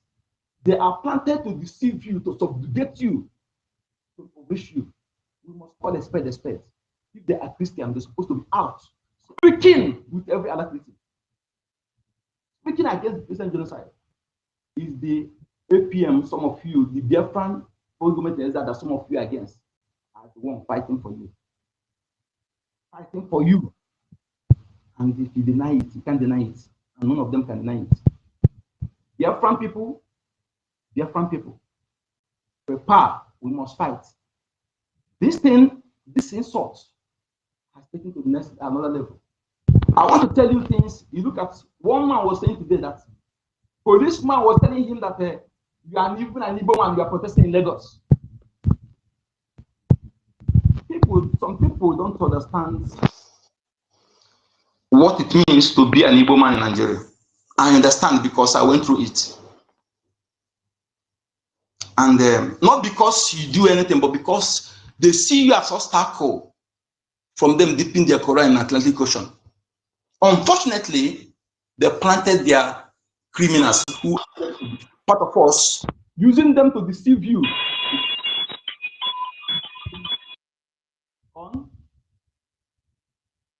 Majonika, your time is up. Just take 1 minute to round up so we can call up the next person, please. Okay, sir. So we're telling you people, all of you who are parading yourself as Igbo, as Biafran, gullible, creating accounts with Igbo name and Biafran name to deceive the gullible. I could never know you. The blooded sons of the land know themselves. The owners of the land know themselves. And the land will crush all of you. We end up being destroyed. And as for you, those of you who realize that Mazin Kano is not fighting for Igbo or only Biafra, but for entire indigenous people and beyond, thank you for realizing that. And keep the ball rolling. Don't relent. Don't go back. Keep the ball, pushing the ball until we are free, because Nigeria is created to destroy every one of us for the interest of the Islamic Caliphate and their whole Western creator. Thank you for realizing that. And we must win as we continue to fight. Thank you so much. Yeah, thank you very much, Mazin Kodinamba. Thank you very much. Isi Victoria, are you there? Yeah, I'm here. Can you hear me? Yes, I said if like you wanted to say something, you can go ahead and call up the next person, please. Oh, okay, that's fine. It's okay. Solomon can go ahead. Yeah, Solomon can go ahead. Okay. Good evening, everybody. Am I coming out well? Go ahead. Yes, sir. You're coming out. Go ahead. Okay. Without wasting time, I'm enjoying us. I'm enjoying all we are saying, and I'm very glad that things are falling onto us in a pleasant place. So this is our heritage, according to the word of God. So see, Tutor have said many things. You know, women in our midst, they are waxing stronger. God gave us women that they cannot drink or get drunk before they come and speak. No, without shouting, without mistake. You will just, put words, princess by princess, line by line. So that I was enjoying what the tutor said. In short, Mazen Nandekano said that this is Biafra. People that is born for it, people that was born for it. That's the people we get that will get Biafra for us. Not a multitude. There are these people born, and the purpose is for them to get Biafra. That's what I'm seeing in BRGIE. All these women, they are wonderful. And it comes to men. Men are extra wonderful. Because man always man. So our men are wonderful. I thank our APM. You know, Igbo say that the mockers, mock, carry portfolio.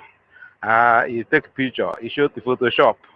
The thing have materialized to the thing that is turning the world and bringing more light, more protection to Christians. And hearing, the ears that refuse to hear us before is hearing us now because of our APM and our PM and our lobbyists. And I thank God for men on ground, I mean the military, Biafra militaries, I mean Biafra armies that is defending the land. If not for them, I don't know what we will be experiencing today. Maybe Benue State, I mean the North could have been better than us because we come, they will come with rage and fury to just not our rage and fury. I got there with even on to just finish us up. That's what I mean, not our rage and fury. Our rage and fury is a wonderful man that God planted in our midst. He's a man of God. So the thing that happened yesterday, I am very glad that God have remembered us.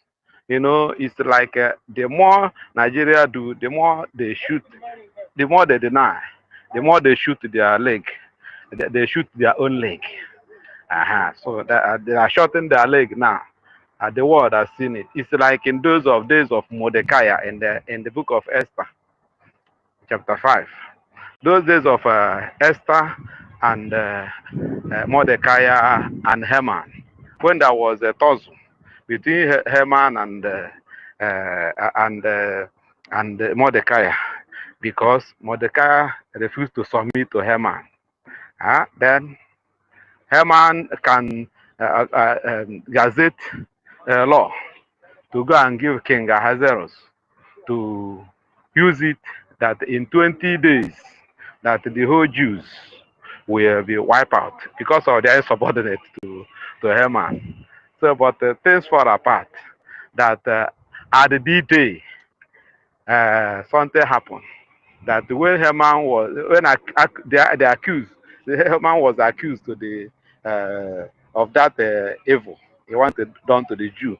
Then Haman wanted to help himself and fall into the deep pit he dug for Mordecai. And that same day, in the same gallows he organized for Haman, for Mordecai was used to kill him that day. It was just that's how it goes. So that's what happened yesterday and at Abuja and the global Mazen Nandekano Day. So Nigeria has showed this effort. You know, this when we talk about this Nigeria, we are talking about British establishment. Called supposed to not even Nigeria supposed to answer, but it's supposed to answer satanic verses. Nigeria is the evil of Nigeria is too much. I'm talking to the whole world to hear me. The evil of Nigeria is too much that to begin to explain it. The books that will be big like dictionary, we be writing again to talk about Nigeria. Nigeria is evil. It's satanic verses. So that is if you don't call it satanic verse, call it abattoir. And then if you don't call it that one, call it zoo. Even zoo is better, is heaven, where Nigeria is. Nigeria is very bad. They are, you see, whenever you are in you dream a dream and saw Nigeria army or Nigeria uniform men, enter 40 days fasting because they are nightmare to us today. Go to with what happened yesterday. Imagine what is happening in the east. That's how armor tanker will fool every street. You know, army, both those in rag, this thing, will be in the street with full ammunition, walking in the street, and they made the people of the many towns, many villages to vacate to IDP, where they are living as refugees. Now, the newsmen is not, they are not covering it. So of course they map us out to wipe us out. So that is what still happened yesterday. Then they enter into the trap of the world to arrest a lawyer and the leading counsel of Mazen Nandekam. Even arrest the brother again. Even so. So that's how wicked they are, and as a result, the world have seen it. So he's helped us to, you know, he brought more topic, and not only topic, he brought more evidence. Evidence that the world are looking, they have seen it. I don't think that there is any doubt they will doubt again. I don't think there is any denier they will deny. Again, they are not killing Christians, or they are not subjugating journalists and media men. This show that they done the right act, and the all Nigeria, I mean, all the indigenous people are living in fear. None of them can talk. Even the so-called some of the men of God that are supposed to lead us to Washington, lead us to House of Commons, that are supposed to lead us to EU, that are supposed to lead us even to Pope. Those men of God are hidden with fear. They are fearing their bank account because too much money is in their bank account. They are fearing their gigantic building and the buildings they build everywhere. So of which they are now, even if you ask them, are you being are they killing you? They will say no. They may say no because of fear. So everybody living in fear in Nigeria because of people. They use barrel of gun, stand at everybody back. If you talk, then armor tanker will stand at your domot, at your front. So that's what we are seeing. But now they showed it up yesterday, and the whole Hello, world has Mazi. seen it. So I believe, and now Mazi, please, 1 I minute believe more. that Just round up. Thank you. it's well. I'm rounding up. So I believe that the ground have been softened for the world to put yam into the ground. So that's how farmers are doing. So the everything is there now for them to know that we need the help. We Biafrans need the help. Is very dangerous. In short, to Nigeria, it's a crime to be a Biafra. It's even crime to be a Nigerian today. So that is what is going on. They are denying it, but they have shown themselves. I don't know, the people, all shame to Al Jazeera and shame to BBC and shame to CNN channels, all of them, shame to all of them, because the international media has seen it and recorded it. So I believe that God will use them today to put us in order. To empower us, to make us to be free from all the genocide going on. Thank you. All hail Biafra. I thank all the ministers. I thank our PM. I thank our Minister of Information. All these people is extraordinary. In short, extraordinary. We're extra wonderful. So thank you. Take me as I am. I don't know how to speak a sweet word, but I try as God may have it. Thank you. All hail Biafra. Thank you so very much for your submission, Mazi. Thank you very much. That was cool. Please, let's try our best possible to stay within the scope of the topic, please. That was very good, Mazi. Thank you very much. Mazi 1 million, are you there? It's your turn now, please. Fire on.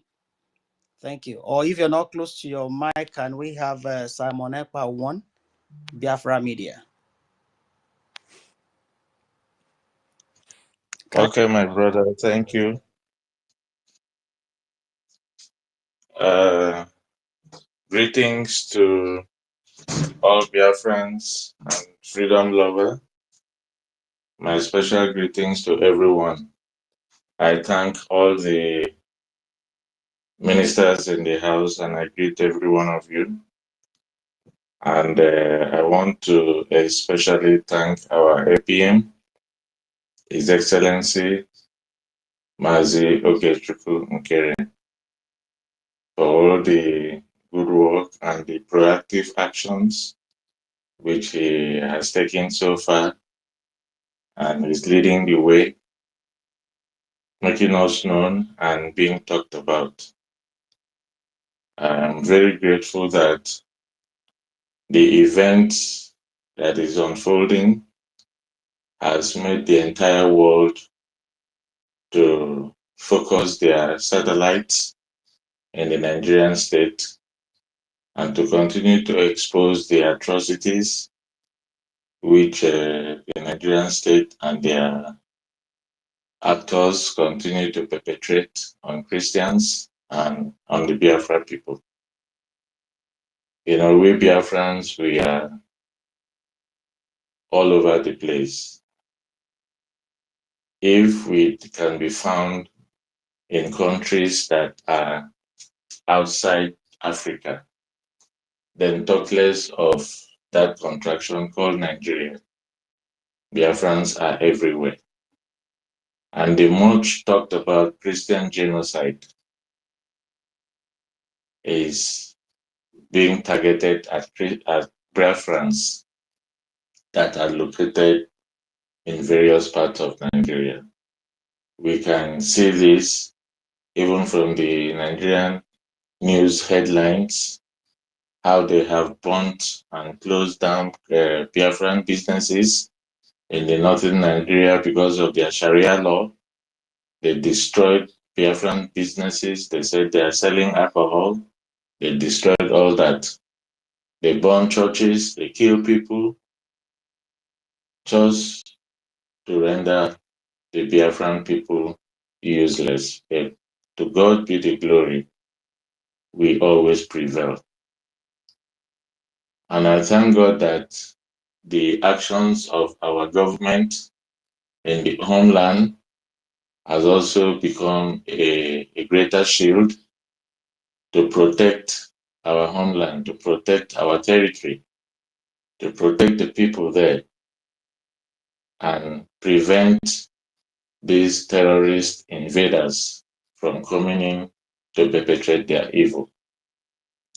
Our BDF is doing so much. They are trying so hard. I applaud them every day because what they are doing is not an easy task. Only God will reward them for all that they do for us. Because I don't know how they manage it, but only God is their strength.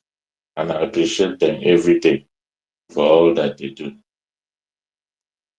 Yes, I also want to take this opportunity to appreciate all the people that went out in good number yesterday for the protest, hashtag free Mazi Nnamdi Kanu now. To me, it was a huge success.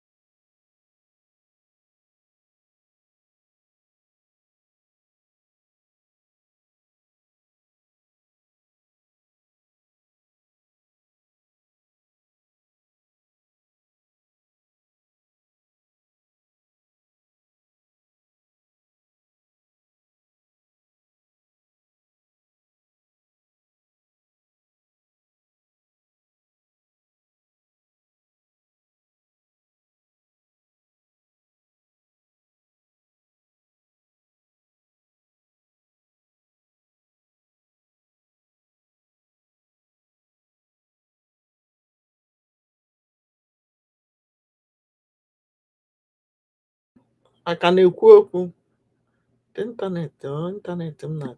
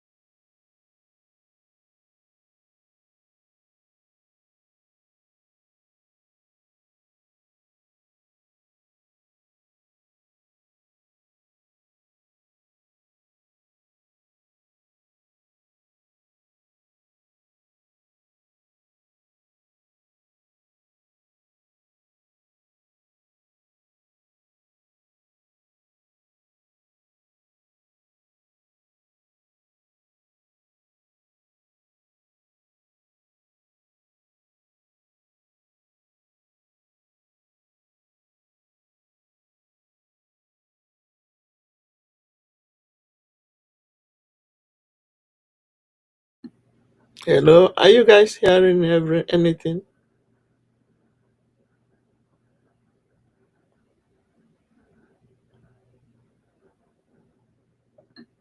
Hello, are you guys?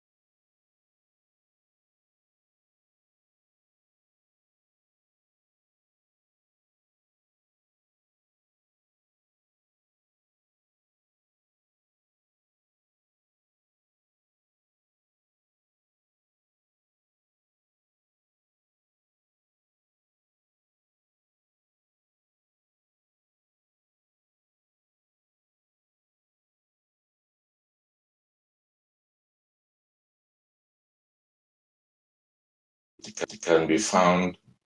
These people are not Christians. Follow. We can see that every time we listen to you, their civil rights to the extent that an Anthony to is a political solution we want, this or that. We don't have to rely on all those people, because we could see clearly that yesterday they were all absent. They were all absent. None of them showed up.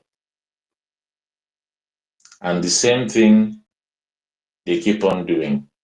So we don't have to depend upon them. We have to mobilize ourselves. We need to mobilize the grassroots to be sure that everyone out there understands what we are doing and the benefit of what we stand to gain when Biafra is fully recognized. So because of time constraint, I don't wish to take much time. I am just being grateful to everyone out there that took part yesterday. I'm being grateful to our APM and all the cabinet members, our information minister, we cannot leave him out. He's doing marvelously well. All the cabinet members in their various capacities, they are doing marvelously well. And we appreciate all of them for all that they keep doing for us. We say God will continue to bless them and empower them to do the more. And I want to also use this opportunity to call on every Biafrans out there. We have seen how togetherness can make things happen. We need to come together. We need to support BRGIE. We need to pull funds together. So let us come out in number during every fundraising, because this is all that we have to do now. We cannot go and hold protests like they did yesterday. They will shoot us down. The power we have is in our donation. The power we have is in sitting at home. This is all we are tasked to do. And I call on every Biafra out there in diaspora and in the homeland to contribute. It doesn't matter how much is it. The little contribution you make today will go a long way to support our BDF to continue to do their job. So I'm calling on everyone out there. If you don't know how to donate to us, just contact your state admin. Whichever state you come from, contact your admin. He will guide you. It's very easy. So don't be left out. Don't be on the fence. Don't be a bystander. Don't be a logo Z. Join the moving team. Our APM and our cabinets, they are doing so much. And we need to support them to continue to do more. My brothers and sisters, I call upon you to also do your best, because if all of us keep doing what we can do best, then for sure, Biafra is guaranteed, and it will come so easily. Thank you so much, the host, Tutor. Thank you for the co-host, Toti and Nsi. Thank you for the opportunity you've given me to speak. God will continue to bless you all for all the good work you do here. Even though I'm not a frequent speaker, sometimes I listen, but I appreciate every one of you that take so much time to be in this space to educate our people. Thank you, Tutor. You are really a tutorial of knowledge, and we can see that every time we listen to you, we ourselves become encyclopedia of knowledge. Thank you so much for your effort. Thank you for everything, and God will continue to strengthen you. And finally, I want to say that we are all blessed.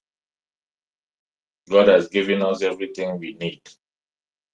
We will pray, but we will also do action, because prayer without action is nothing. Our action is our ejema. Our action is our eje. Our action is supporting BRGIE, the cabinet, supporting the APM.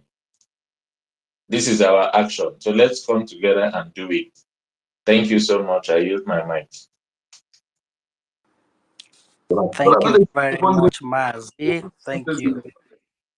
Thank you very much. You made a very, very important point, saying that we all need to do our best. We need to put in our best for us to achieve whatever we're doing right now.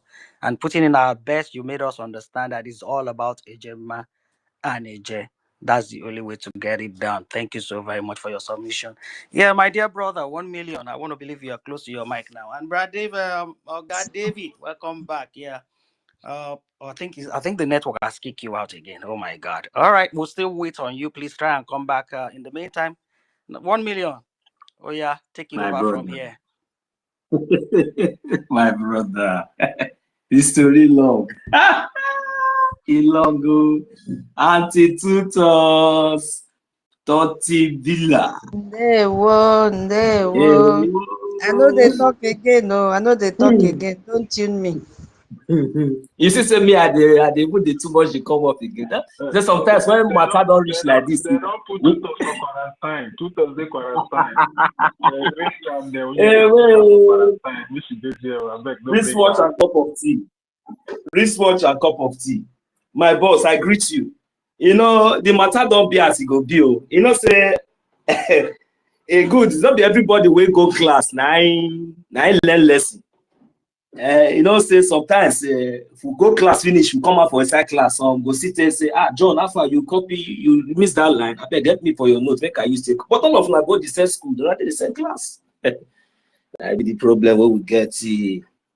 If you will check very well now, we go see, say the topic, say the protests that change everything, and Biafrans now see one solution. Biafra.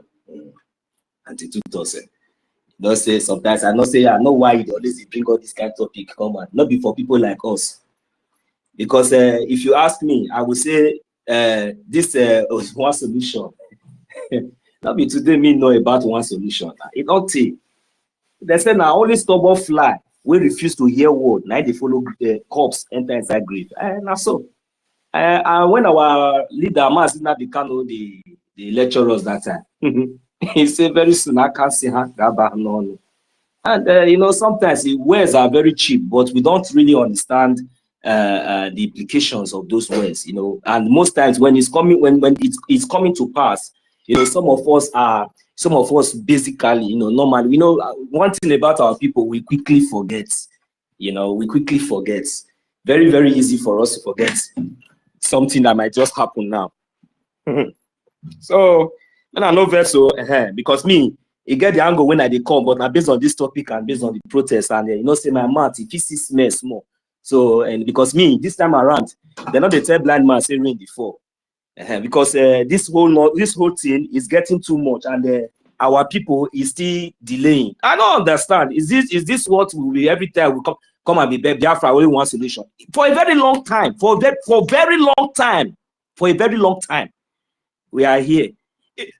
Even before the kidnapping of Mazi Nnamdi Kanu, I knew that it is only one solution, only one. This man has been preaching day and night, lecturing. He thought that he was talking to human beings, not knowing that some of them, not all, some were animals, worse than animals. Foolish idiot everywhere. Look at what is happening to us, and now we are coming up now. We are not the one. It is only BRGIE now that is telling you that it's only one solution. They don't know that it's one solution. Is there any other solution? All this nonsense that they have been running up and down. Did Mazi Nnamdi Kanu not tell them? When Mazi Nnamdi Kanu went to America, asked them to donate $1, were they stupid? Now they are destroying their properties. They are shouting. Mad people everywhere. You see, all these things, sometimes if we are talking, we need to sometimes ask ourselves some questions, and so that we will understand and know where we will just channel our focus to. You see, this protest, nothing concern any Igbo politician, whether the lawyers or whether all of them, nothing concern them. Nothing. This protest was Showore that initiated this protest. But you know, we have all forgotten so quick. Where is Ejiofor? You know, when this whole issue started from the beginning, somebody who was kidnapped from Kenya, a competent lawyer, knew with evidences and everything, finds out that this man was kidnapped. Why can you be even going to attend that court for the first place? How will you be going there and they will tell you that they are facing court? You will still go and you will still stand. Who were you deceiving all this while? Listen, no Biafrans. I mean, if you want to bring me down, bring me down. See, all this while, from the beginning, because you know, sometimes it is easy to sell. But that thing, when you sell it, sometimes when you go back to the market to look for that thing, the price increases. So there's no way you can get that thing from the same amount or from the same value you bought it before, because things might change. It is either it decrease or either increase. So that is it. So now you see the issue of this protest and the issue of our leader Mazi Nnamdi Kanu. You see some of these people now, some of them that were arrested. I'm not applauding the so-called zoo terrorist government for what they are doing. The problem, the question I've been asking myself is that what is giving the zoo the effort, the audacity, after even though that the whole world is even talking, and they still went ahead, continue to do this, carry out this kind of injustice against people, the innocent people who are just, protesting, exercising their civil rights, to the extent that an Anthony to the detainee that they were protesting for his release, that they detained illegally, that they kidnapped from Kenya, who is Mazi Nnamdi Kanu, was also arrested yesterday. And up till now, the information now is that they are still there, they are still here, and they have been transferred to Kuje prison. So now, Biafrans, we should ask ourselves question: are we going to now focus our energy talking about these people now, or we are going to focus our energy on looking at this one solution? Because you see, these things have been compromised for a very long time. Because that is the reason why you see this Fulani Janjaweed, this terrorist Nigerian government has the infantry to do whatsoever they want to do to these noblemen without even looking back. Because they accepted from the beginning. They accepted, because they never came out to tell us that Mazi Nnamdi Kanu was kidnapped from the beginning. None of them, all of them, they were aware of his kidnapping. They never come until Mazi Nnamdi Kanu opened his mouth and said, I was kidnapped from Kenya. Until our prime minister exposed them, they all attacked him. Mazi Samuel. He told us everything, how these people were compromised from the beginning. But we kept quiet and we were watching, and the same thing happens to them. Now the whole thing now is not choking them because we didn't give up. They tried everything possible to use these people to delay everything, trying to see how they can sabotage and make sure that we drop this thing, and this agitation might have died, might not even move to the Biafra government in exile that we are today. This was their plan. They were all compromised. They all collected money. That is the reason why they are dealing with them today. If they talk, if they make any pen, look at how many of you have not finished defending yourself? You face your own, no. First, the one solution. If you don't know it now. I wish those people, they were not compromised from the beginning. Since how many years now? They would have been able to pass the message to Biafra that look, it is only one solution. That this place, it is no way. Now look at it. Because of their evil conscience, they wanted to come out and join Showore for their own political decision that will continue to be deceiving Biafrans. Now look at where it has landed them.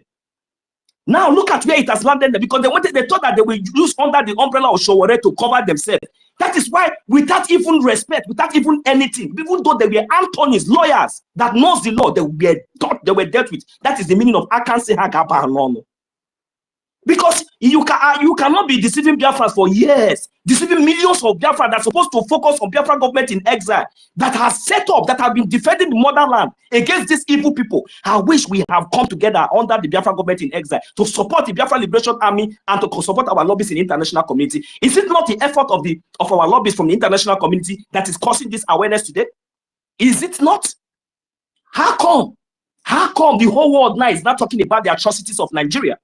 It is as a result of the Biafran government in exile that is what we are seeing today.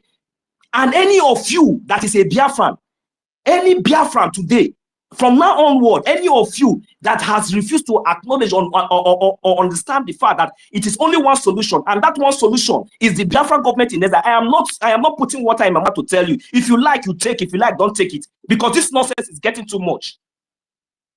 Like I used to say, a word is enough for the wise. And it is only those who are prepared will be safe. I will yield my mic for you now. Thank you. Thank you, 1 million. That was powerful. Only one solution. Like I was having it in my head that what makes this possible, what makes this happen, is just the activities of BRGIE. And that is why, please, I don't want anybody to drag this with me when we finally get back home. When all of you join us home and then we'll settle down with our new nation. Nobody should drag APM bag with me. That bag that goes into DC and come out, nobody should drag it with me. Yes, it's only one solution. Yeah. So, my co-host, are you there, Toti? Please, you want to say something? I can't see any hands up at the moment. Thank you. Okay. Afam, I think I can see you. Afam, are you ready to Exactly. Mazi Afam is here. Okay. Afam, hold on, please. Right. 1 minute. Don't be angry. You see, 1 million. 1 million. Yes, are you? Yes, I'm here. What you are just saying now is It's like me and you, we are thinking the same thing since yesterday. I've been asking myself questions, but I just decided to keep mute until it comes out fully, because I'm seeing a trend in that thing, but make we hold them there, okay? I've been asking myself so many questions since yesterday. Why the two of them? Why only the two of them? What is going on? But my people used to say, abere esen. Nsi, please translate for him to understand. Nsi, please help me to translate. Tutos, I beg, no carry me go where I don't know. Make I just manage the one where they face for now, I beg. Make I just stay here where you and Mazi put the number, put me. Make I just date for the lane where I still the try manage now. Let the swallow, you know, when you pound that poo or pound the yam, all those ones we call swallow. Let it be in the mortar and wait for the day the guest will come. 1 million. Shogbo, Yes, I'm Motibo, here. you dey hear me? I'm hearing you. Okay, I hope you understand, because what you are saying is exactly what I've been saying to myself since yesterday. But we don't have anything to hold on to. Make we just watch. Thank you. Why only the two of them? It's a very big question we should ask. Hey, you, but let it be there. I yield my mic. Co-host, please go ahead. Don't be angry. Okay, Afam wanted to Afam, please say go ahead. something. Afam, go ahead. You have the mic now. Thank you. Greetings to everyone. Can you just allow me to laugh for 1 minute? God. It's all right. Now, No, go ahead, please. Go ahead. Please. Go ahead. These people come up here, Billion.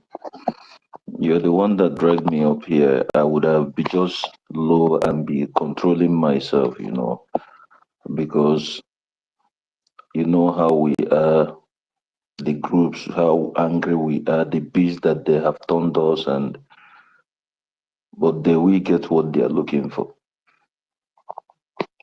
First of all, I respect all the women in the house, those true mother Biafrans, Big Sis, I see you, Sister Tuto, and every other one, those wonderful women and sisters, Auntie Betty, my respect to you, and those I did not see. The men I hello now. Where's my brother COS King Dave? My brother, I respect to Holland Rage. Those I could not be able to call. Please, the man that spoke that I love your write up, Simon something. The quiet voice that speaks loud with his pain. My respect to you, my brother, and keep doing what you're doing. Anyway, Millions, my brother, according to what you said, I want to remind you something. Ejiofor that you're talking about, Ejiofor happens to be one of those that thunder, even if he's been buried, thunder will go and bring up his corpse, because he was one of the genesis. The kind of betrayal that he betrayed to our leader. Have you forgotten that this man was the man that brought a secret service, that they went to his house in the name of that they want to get him, but they killed those men. Remember when our PM lectured us about it, that they used the Ejiofor to delete all those that obeyed our leader that could not be bought. I mean of Gentle, the one that was burned inside the boot. Ejiofor, then we later heard that he was even there when our leader was being kidnapped and took back. That even when our leader got there, he was in front. They confessed he was there. When they covered our leader's face, he was the one mocking him. So he was never a lawyer. He was the eye of the Nigerians to the IPOP then. Then The lawyer Ejimako you're talking about, you know, like our government tells us sometimes we respect them. A lawyer Ejimako happens to be those that, you know, men that are not to be men, despite their education. They could not be men enough. They sold themselves, they sold their souls, and when it comes to some levels, they try to do the damages that they could not do. Look at what is happening to them. When you talk, they tell you how is PhD, this, that, America. At the end of the day, they are all cowards because these are the level, the kind of individuals that makes these people to be able to look down on Biafrans and be able to talk to us. These cowards. So whatever they are doing, like what you said, known those zoo that whatever they do, you don't need anybody to tell you that something is going to come up from it that they are doing. People that we arrange set of soldiers, they go inside bush and they are shooting guns, and some fools are even recording them.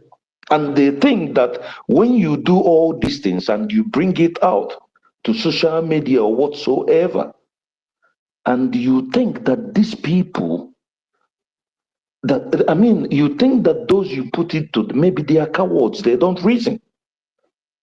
That is why the only thing they know in that place is how to worsen things, because they never know how to resolve a problem. But they know how to worsen a problem and create more problems. That is unfortunately where we have seen ourselves, that these people are trying to initiate some Biafrans, that some Biafrans are behaving like them. It's affecting us. Of course, there are good things everywhere, there are bad things everywhere. But still, one thing that I'm happy is that we Biafrans, every Biafran here, we have values, we know where we came from. Our values, our life, we did not learn it from church. We did not learn it either from anywhere or from traditional way. We learned it. This is our value. This is who we are. We were being brought up. It was in my house that I was being told, hey, you don't need to look at something that is not yours. Because when you begin to want something that is not yours, you're becoming a criminal. That is our value. It is in our place that they teach us that, hey, you don't have to hurt somebody. Before you hurt somebody, try to know if that thing will be good for you before doing it to somebody. It was not in the church. We've learned all these things before we learn it in the church, or they preach it to us, or anywhere. The court they have today, they modernize. It was from Biafra. In every Biafra, in every community, when we have problems, they call you from your kindred, where you came from. People will give their opinion. At the end of the day, the true elders will take the decision. Even when you are wrong, they will tell you you are wrong. The community will punish you. But these are the things they are taking away from us. Our women have values that our women are like queens. Our women are to take care of our families. Why we men, we are the messengers, we are the lions, the warriors that goes out to fetch for our family. When we come back, our women will admire us. They will treat us. We will be the father to know how our family is being run. But these are the things they are destroying. Now our women, they are now, even you see some of them, the things they do. These are the things that these people are destroying from us that is not killing me, that is killing me. These are the things that many of us did not understand. That when we will understand that this is not all about talking. It's not about politics. It's all about you. It's all our generation. If we are here today and we could not be able to do anything or to stop this, have we thought of what is going to happen to our future children, to our generations to come? If these people did treat us today in this modern age, in this technology age, and they are doing the things they are doing to us, what do you think that will happen to our children? Some of us that have kids, the people that are in my categories that have kids with other women from other countries, how do your children go home? It's not all about them knowing that you are Biafran. What did they know about your culture? Do they know about your maternal home, where you came from? Those stories that our parents tells us that we know, this is our lineage, this is our far relatives. Because when we come, people talk, people think it's all about just talking.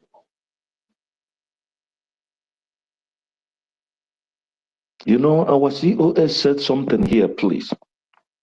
There is something sometimes we say, but please, I keep saying it. If you are fighting to defend yourself, to live, and you are being afraid, or maybe let them not know that then you're doing something wrong.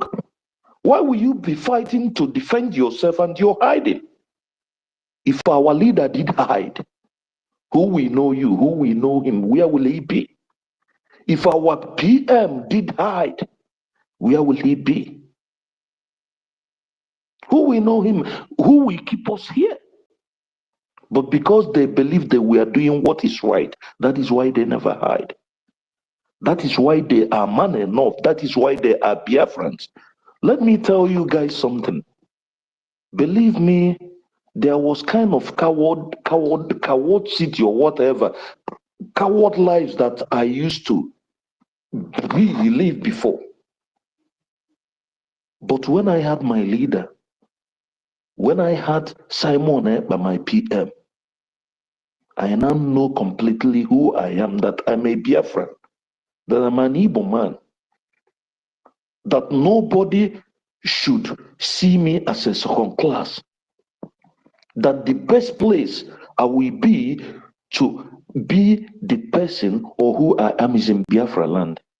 There is one thing my big sis used to say here, what they have done to us, Sister Nkiru used to say, in Biafra land, when you see a youth, a young man, immediately you grow up, your mind, your head, everything is that you're going to make it in Lagos or in Abuja or in Kaduna, other places. You're not the least place. You think you're going to make it even in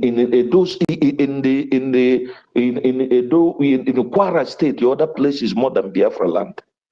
And the next thing, you're going out. This is something that we should not take for granted. This is the reason why millions of us today, we are outside. But the riches, everything that we need to live to become the first is in our land. And strangers are coming to take over that our land. They are making us to live. And those who are the ones that are supposed to understand much more better than us, unfortunately, they were all being bought, and they even kept some of them, the strangers, that they are controlling our territory. They are controlling our land, and we are now being slave in every other places, building other people's economy, using the humanities, the things that is in us that we are supposed to activate in our land. We are now using it to others. Even the children we bear. Most of us are scattered. Everywhere, go to every prison in the whole world. The highest people you will see are Biafrans. I know what I'm saying. And those who knows. The highest prisoners you will see are Biafrans. Not because they took gun to go and rob, but because of what this place has subjected to us. Because when we look at the responsibilities that is awaiting us back home, it makes us, you see yourself needing what you don't even need, going for what you don't even need. They make us, we no longer last.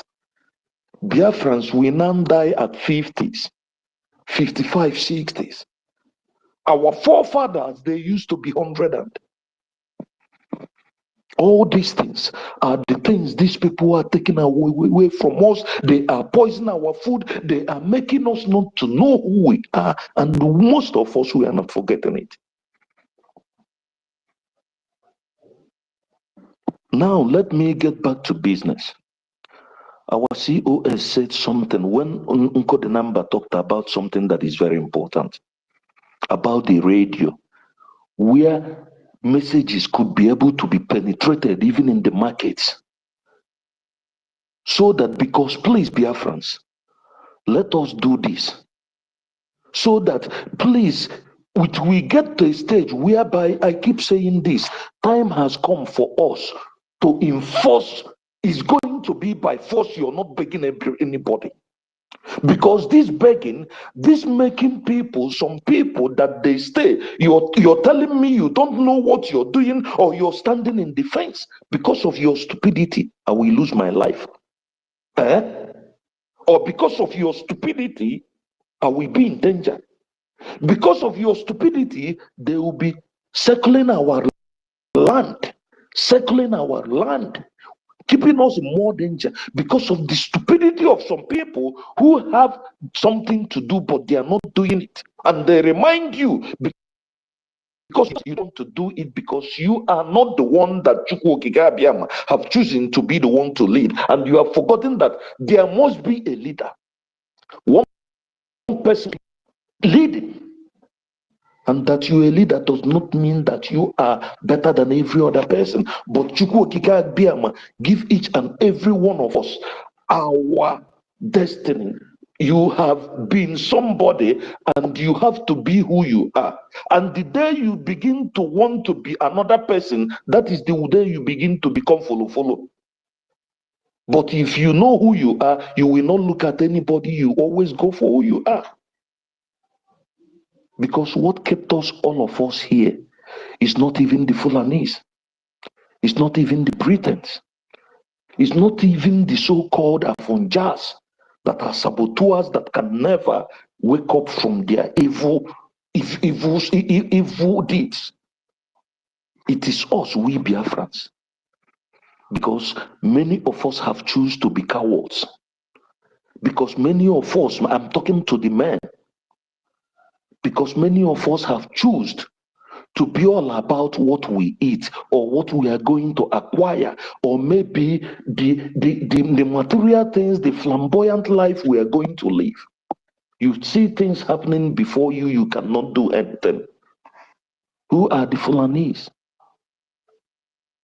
If we Biafrans, if we know who we are, we will know that it is a very big insult for the zoo that have nothing upstairs, that we are the one, we Biafrans are the ones that is making zoo to exist today. We will know that them laying their hands on our leader is a very big insult, and a slap to each and every one of us. Is the biggest humiliation. And if it is not, I keep saying this, if it is not our actions that brings out our leader, believe me, we have failed. We have completely failed, because we have what it takes to do what we are supposed to do. And the more we delay, the more it's getting. Let us look into this. Please, my COS, this thing you talked about yesterday about our radio, please. Please, let there be someone. Is not going to be by writing. Those who knows, the one I can do, I will do. The one I cannot do, I will do. Those who can type, I know there are many of us who are good. Let us read the list. You talked about 10,000 Biafrans or 1,000 Biafrans. Those in the diaspora that is going to sponsor our radio. Please bring out list. You said of 20 Gemma weekly. For crying out loud, let us be more practical. Bring the list. Let them write this list every month. Every week. Let there be someone who is gonna call each and every one of us on phone. It must be a must, because I don't know what is 20 Gemma. Let us do this thing. When we do it, after that, we now face those market people in our land. Because I keep saying it, this stupidity must stop. We have to stop it. If our PM is here, there are things he cannot condone. I know. And why I'm hitting home ground is because of them we suffer so much. Still, we are looking at all these things is there. We are looking at it. And the more is happening, the more we are leaving our home. Please, my people, this is not about talking. This is not about joking. This is about our life. Why are you hiding? Why can you be defending yourself and you're telling me you're hiding? I mean, for what? Are you doing something wrong?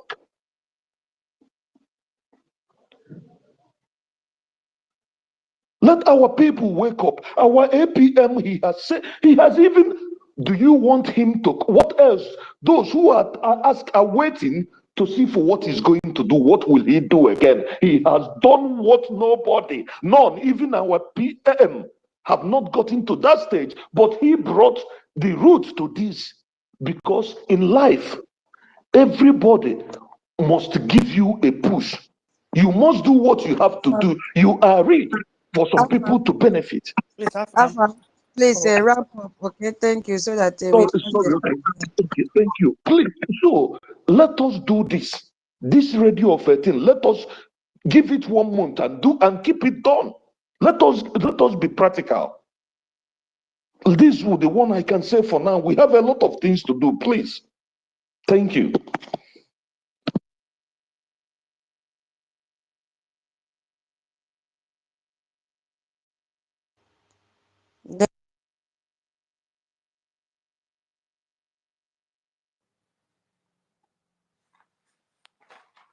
Justin, we can't hear you.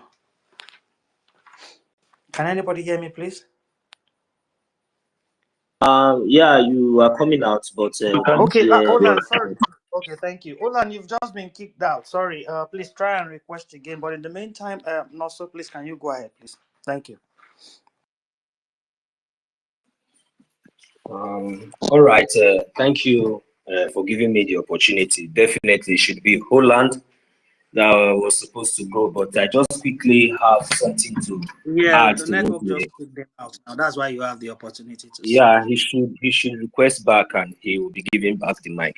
So you see, that is the network. Even at you anti-tutors, the network is disturbing you. So well, anyway, let me just go straight. Now I want us to understand, like what we all have been saying, because this is so very that is it is. I don't know if I start talking now, it look as if maybe I want to take more, but it is so heartbreaking because we are somehow, not all of us, but we allow this thing that is happening to us to happen in the first place. How on earth will some criminals? How on earth could you sell your brother? After selling your brother, because the purpose of selling your brother now is not working. All this while your brother have been sleeping in ordinary ground, suffering because you know the cost of the land have not even allowed you to sleep in your house, sleep very, very comfortably. All of you from A to Z. Sometimes you will hear governor, you will come out, you will say, today, release it, bring it to my house. Next tomorrow, you will hear the other one will jump out from like a rat from one can smell you. He will say, don't worry, that today he will do. You know, we just put our hand and we were watching. You know, it's good you talk. When God has ordained something to be, you cannot. If you run to Jupiter, and we will come back. Nothing. You cannot change anything. You cannot change anything. Look at the man people are suffering. You try to kill him. You try to buy this man from Kenya after 8 days torturing and brought him to the zoo. Now, when somebody like Aloy Ejimako and all these people now, you see, when they saw their brother, it's not as if this man was even a Yoruba person or maybe another person. What happened? How come? You got the first class information, everything. You. Instead of you to say, no, you would have been the first person to come and say, no, this man that was kidnapping, anything that will happen to you today, why did it not happen to you since then? So that we will now know how to fight for you. But you see, You will keep deceiving us, deceiving Biafrans, as if we didn't even know that Mazi Nnamdi Kanu was kidnapped. Some people were saying he was arrested. Some were saying he was kidnapped. And you, it was in your position to come out to stand and uphold the truth against your own brother who was tortured, blindfolded, brought to the zoo just like that. Something that nobody on this earth will ever tolerate. You don't understand. People think that all this anger, this rage you are hearing from our voices. I told you that this one is just the one you are hearing. That there are some that does not even have the opportunity. This platform, data or light or anything, they don't even have phone. They are very, very more brutal. You don't know anything. Now, I want us to understand that there is no mercy anymore. The game is on, and we must hold on. There is no way, there is no time I have ever believed that the zoo terrorists go. How can you tell me that they will release Mazi Nnamdi Kanu when Hopus Odima is not arrested by the zoo? How can you tell me that they will release Mazi Nnamdi Kanu when these lawyers and all these criminals that have been deceiving all of us, including Ima and his brother, that Kanu, have not been arrested and dealt with? How do you expect Mazi Nnamdi Kanu to be released? We don't know the ones that sabotage Mazi Nnamdi Kanu in this first place. So all of them will be held accountable one by one. And how are they going to be held accountable? We are the one that is going to push them. Because if we have relaxed for so long, bringing relax upon the sabotage, everything, these people would have succeeded. The money that they have paid them, they would have collected it. The bribe and the they would have, go and get away with it. But we forced them. We are forcing them now to come out. And the zoo is holding them accountable. That is why you see they are arresting them. They cannot defend themselves. They can never. Even this one that they just want to change the awareness for us to focus on those people that have been deceiving us for years, and make us to forget that we have only one solution. They want us. They want to make us to forget that it is Mazi Nnamdi Kanu first.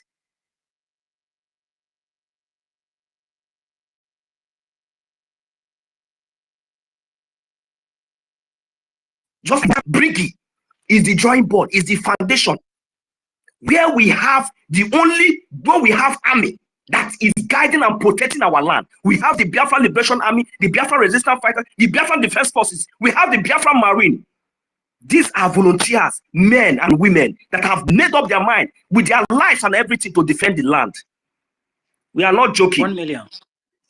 Thank you. Just go ahead, please. Yeah, too much of talking. Not even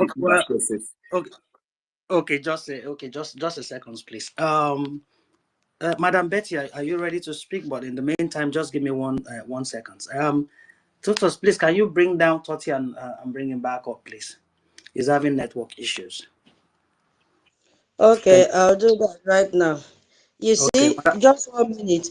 You see, that was why I didn't. What 1 million is saying, he's very, very correct. And if people can follow the topic, you will see that this topic that is up here is totally different, and it will not allow us to focus on the case of those lawyers that were arrested. You understand? Because this topic makes you to focus on the importance of this protest to us Biafrans and the disgrace it has brought to Nigeria. That was why I took time to even give us the objective. But a lot of us, we are deviating from what we are supposed to dig out and bring more information and add to the one that I extracted. Because if you look at what happened yesterday, it is to our own advantage.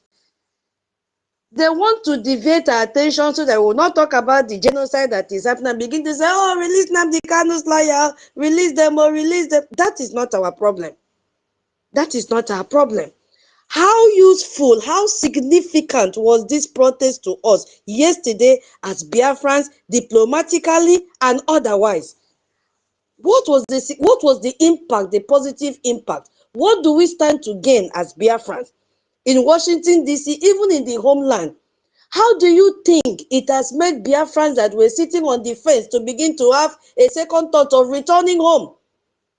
Those that were deceived, what do you think is going on in them? How can you bring them back and say, come on, you've seen what is happening, there's no way out? That is what we should be focusing on, and leave this distraction that is coming here, because that is not our problem. How can we make sure that from what we are saying in this space, Biafrans will begin to fund their freedom and forget about the Southeast governors because they have nothing to offer? Soludo came out and said that he doesn't believe in what we are doing, that Southeast need Nigeria, Nigeria needs Southeast. Is that the kind of person that will give you freedom? So I think if we focus on the topic, the space will be more educative than focusing on those lawyers. We don't have any business with them. I'm just saying my mind. That is the way I'm looking at it, because they want us to talk about them. And if we fall for it, then we'll miss what is trending. We will leave this awareness of genocidal war on Christians going on in Nigeria for only international communities to carry it on their head. Then we now begin to talk about the barristers. Of what use is that? So we should put more fire and tell the world what even happened that yesterday during the protest. Do Nigeria still have credibility to speak in international forum? I don't know if I'm making sense. I use my mic here for Mama. No, Mama, go ahead. You are right, Institutors. Yes, let my mommy Betty go. Thank you, my people. Thank you, Biafrans. Thank you, everybody that is here. My special greetings will always go to our leaders, Mazi Nnamdi Kanu, and my wonderful Prime Minister, Mazi Simon Ekpa, Mmeji Buagu, and my APM. All of you here, I appreciate all of you. You are wonderful men and women. In fact, I don't know.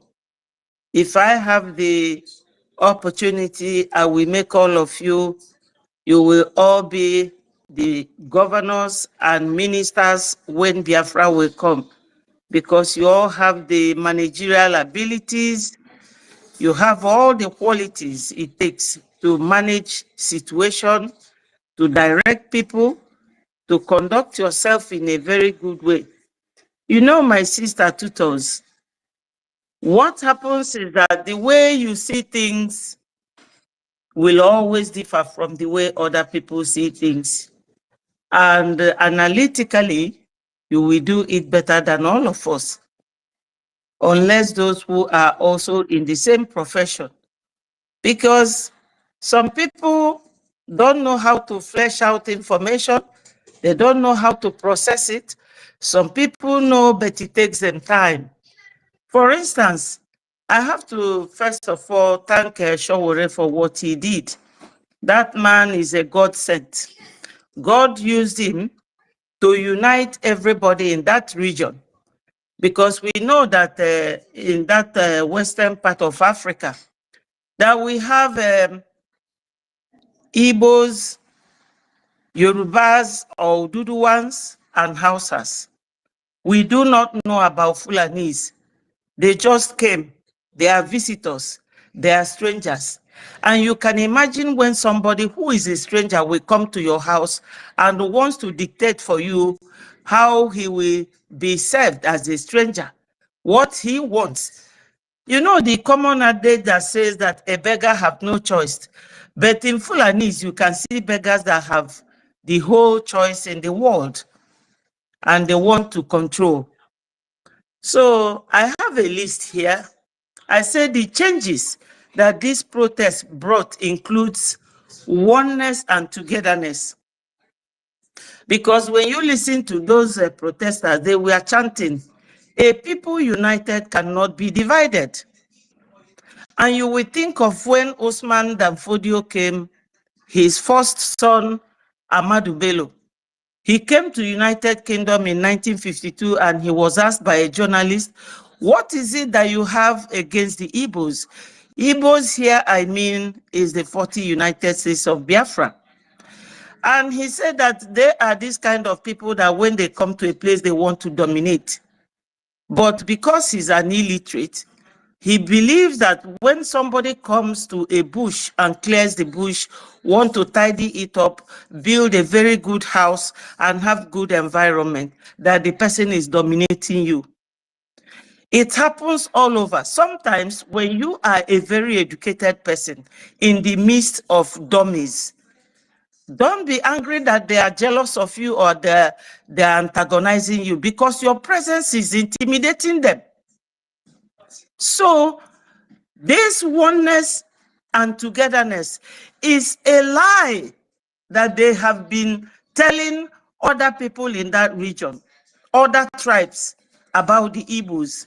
Now, if a Fulani man is a commodity and you want to display it or sell it, and an Igbo people or Igbo group of people are displayed, now tell me the one that they will buy. I hate to call them Nigerians because they are not Nigerians. They are Hausa, Yoruba, and the Igbo. Wazobia. Fulanis are strangers in our midst. That's why they don't have anything for us, let alone called anything that is called love. They don't care about us. They don't care about us, and I don't blame them because we don't know them. We have no affiliation. Nothing can bring us together. We fall in parallel line with the Fulanis. Their culture is different. They live in the bush. So these protests changed a lot of things. The other one I wrote down is that it has created an awareness that Igbos are not the problem of that country. They have been lied to ab initio. From the beginning of time, they have been lied to. And you could see that this demonstration or the protest, nobody was flying Biafran flag. Nobody was chanting Biafra. They were just telling you that a people united cannot be divided. Release Onyendu Nnamdi Kanu because they know that he is their brother by birth, but by citizenship, he is a British. So the next one I wrote is that it disclosed Nigeria's lawlessness. Nigeria does not know anything about citizens' rights or civil rights or human rights. Even Tinubu, as the president of Nigeria, does not know that his citizens have rights to make or conduct a peaceful protest. And the world watched yesterday calmly and recording what they want to record and store the information. Nigeria is such a lawless country. And it also disclosed that the judiciary lack independence. They are very weak, especially as the Zoo military arrested lawyers for joining a peaceful protest. The fact that Mazi Nnamdi Kanu is the leader of the one they call separatist, yet those citizens never minded why Mazi Nnamdi Kanu was kept there. They still protested and want him out of detention after 5 years of illegal detention, illegal incarceration.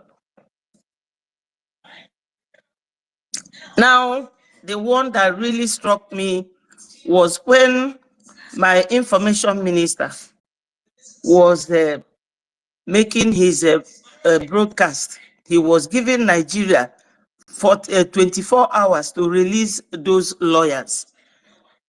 He was reading from BBC World News. BBC never talked about what is going on in Nigeria, except yesterday. So that protest brought a lot of changes.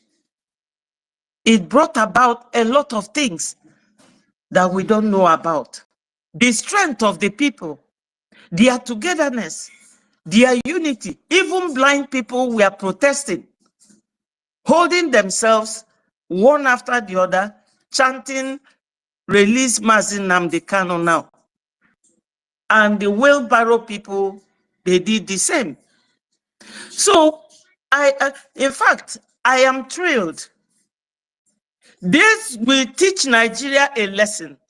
Nigeria, I'm giving you a free advice because I know that your fly-by-night media people always come and hide here to hear what we are saying. If any, you people should now treat Mazi Nnamdi Kanu with too much care and release him.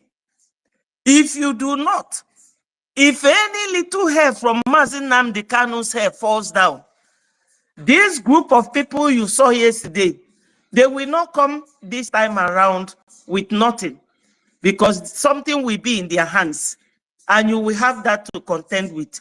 You better release Mazi Nnamdi Kanu now. This is just a free advice. I don't care who is in Southeast supporting you or hating you or doing what in the name of politicians and governors. We don't care about them, because you all are criminals together. You tell lies, your governors lie like you all do all sorts of things. You do, in fact, I don't know how to describe Nigeria and their mentality and attitude.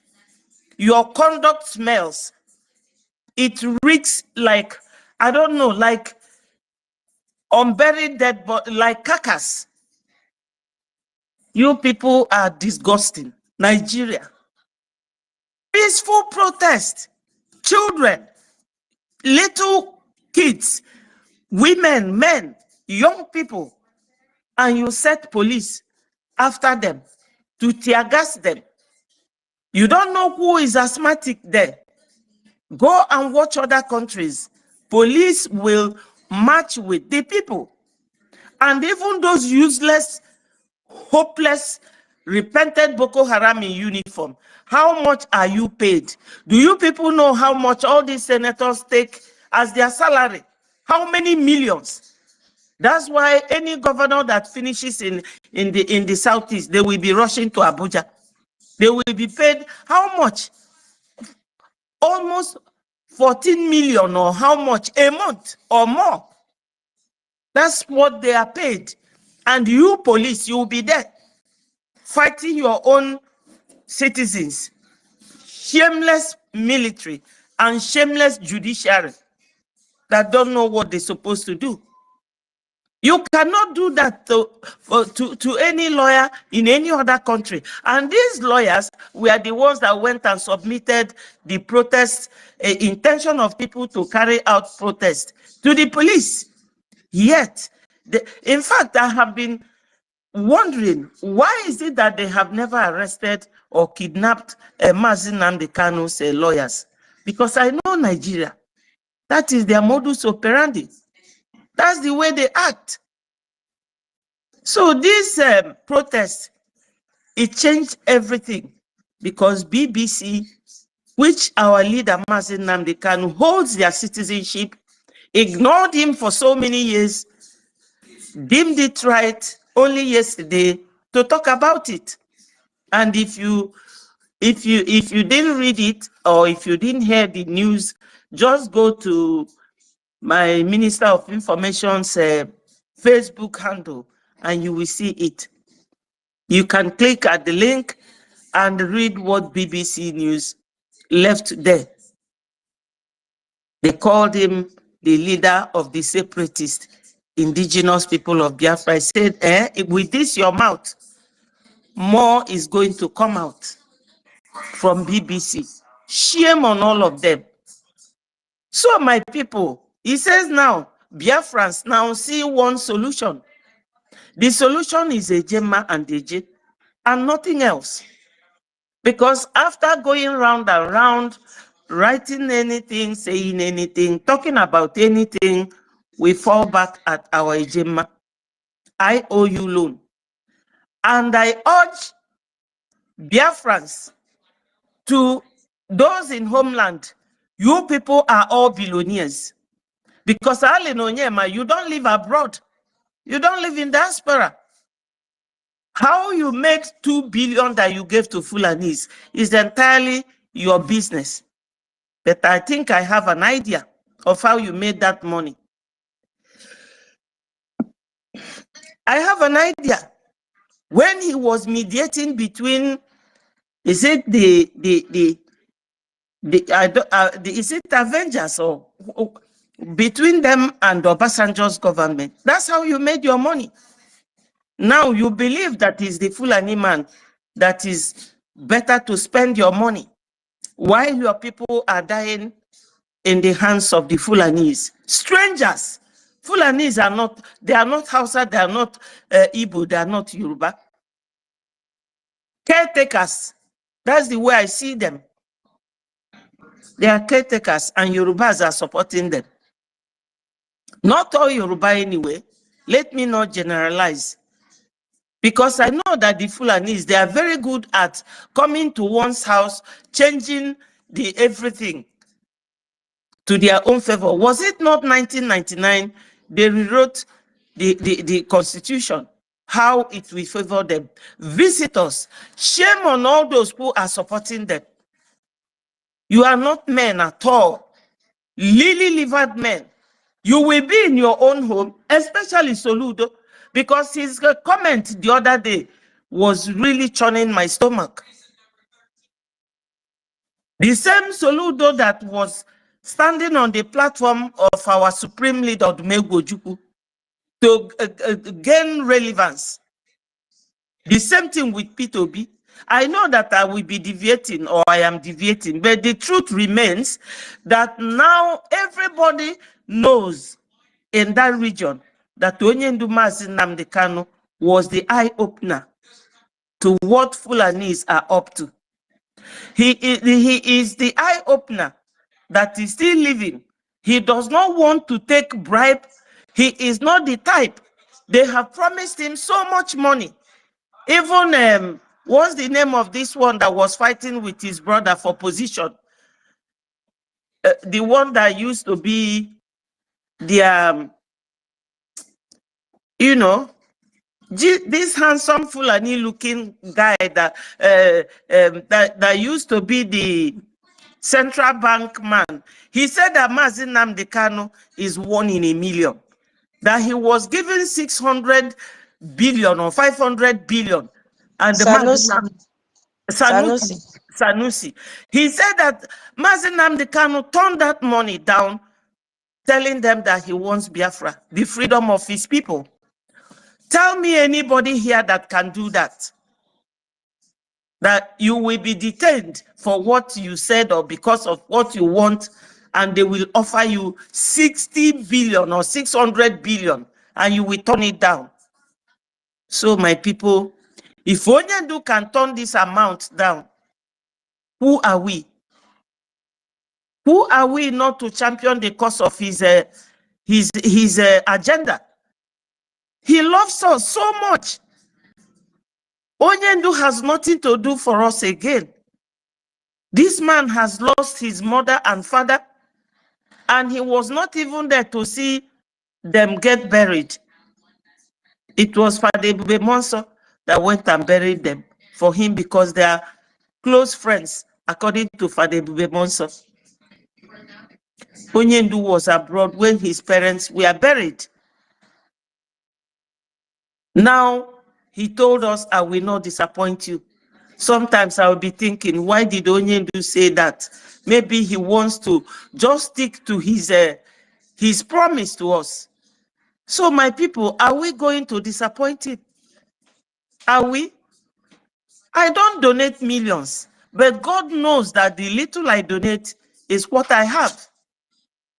So my people, even if you have $1, because a widow surprised Jesus Christ during the time, he donated her last, a widow. And this is our situation now.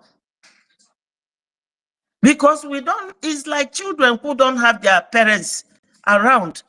Onyendu is not here. Mazi Simon is not here.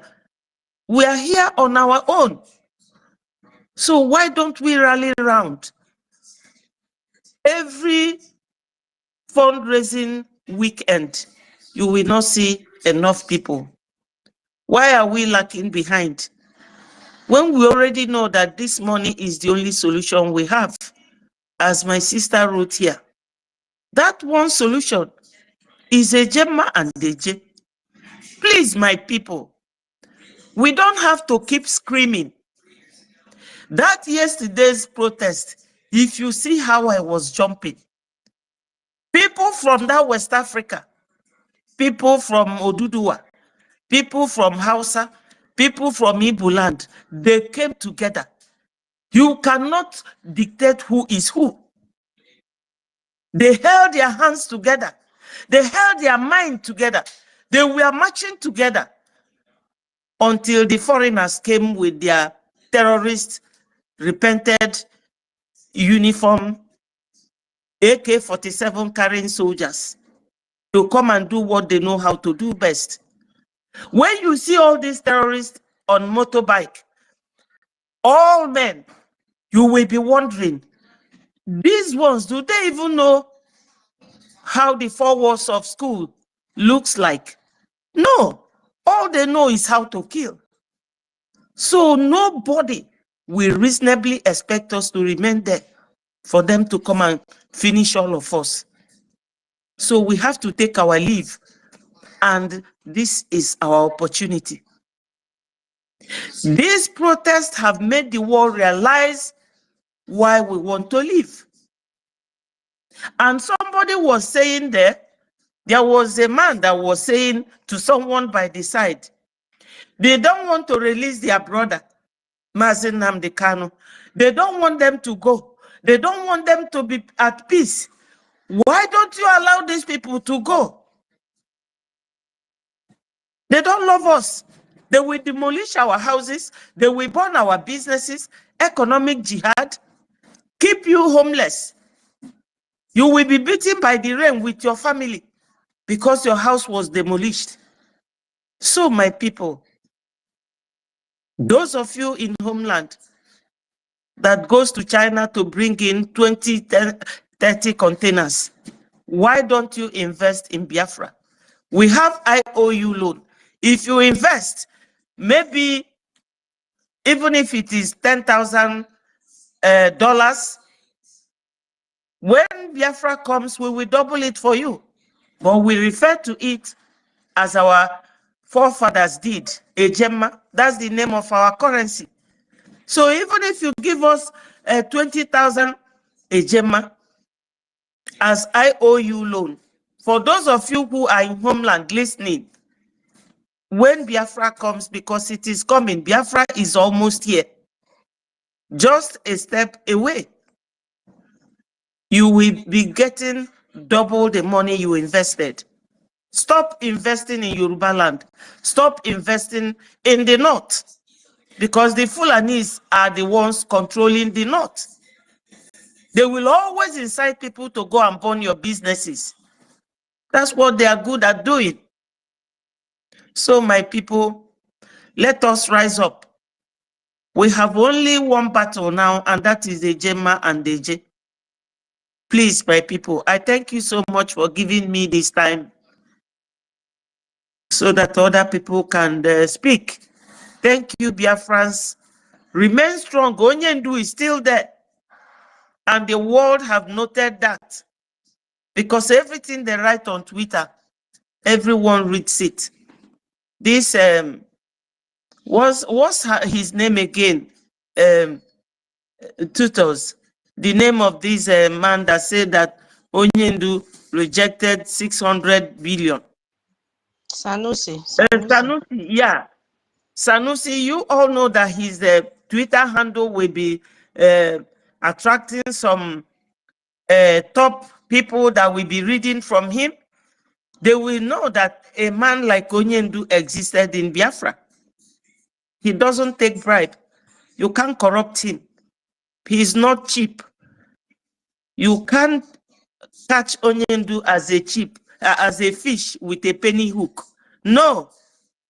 So, my people, we have to follow our leader by remaining strong. Thank you, Biafrans, and may God continue to bless each and every one of you. Bless your families, bless your handwork, where you get the money you donate from. Every penny you give, God will multiply it for each and every one of us. He said,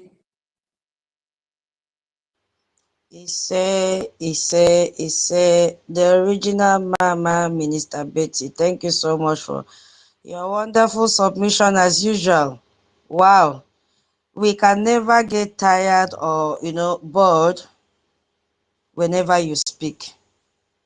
You are full of wisdom. Thank you so much. God bless you. thank you. Yeah, Bless you too. our defense, are you there before we round up? Hey, MID, why Yes, didn't you so use MID? You know, say this defense they do wahala. Okay, good evening, good let's evening. try. Oh, yeah. I'm just on, I'm just on transit. I greet everyone. So just like what our sister have been saying, this manifestation that is being conducted by the entire BIAFRANS and the youths of Nigeria in the support of Mazinam Dikano are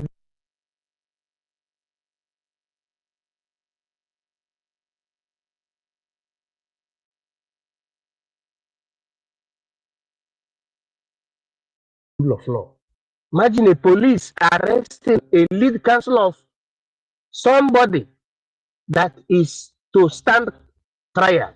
What does that show you? It shows you that they are not following law.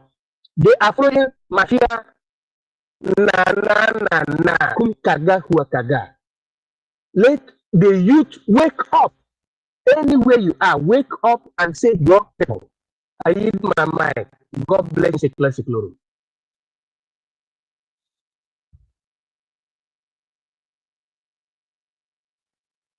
Yeah, thank you very much.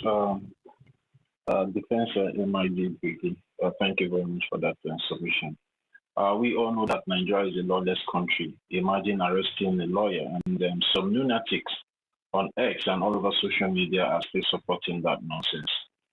But it's not new to any one of us. We know how Nigeria moves. So our focus is on the protests that happened yesterday that have attracted the international community towards the illegal detention of our Supreme Leader, Mazi Nnamdi Kanu, and also the effort of the BRGIE that have given the Nigerian citizens the voice to come out on the street once more after 5 days of the NSAS and protests that that so many youth were massacred on the 20th of October 2020. And the protests have changed the narrative now, and I believe, and some people are still out there thinking that okay, the protests have ended, but they don't know what is coming, because even them arresting the lawyer of our Supreme Leader, also detaining the brother of our Supreme Leader, might even cause another protest to happen again. Nigeria never solves problems; they only aggregate problems, and they will definitely get what they are looking for, because they might be doing what they are doing now, thinking that maybe people are not watching. The day the people will decide to rise, and I'm not talking about the Nigerian citizens, although they have tried their best, in protesting for our supreme leader yesterday, of which that is a normal thing for them to do, because you cannot be in a society where lawlessness have become the order of the day, and you think because you are not part of that region, or you are not part of the ethnicity of that particular person that is undergoing that injustice in the hands of the Nigerian terrorist government, you feel that you're safe. No, you're not safe, because if you keep staying quiet or ignoring what is happening to the other man on the other side, definitely one day it will also come to your side. So I believe that they all should come to understand that we all as a people are fighting for one common goal. And what is that common goal? Is freedom, to rescue ourselves out from the hands of these colonial puppets that have continued to keep us enslaved in that contraction called Nigeria.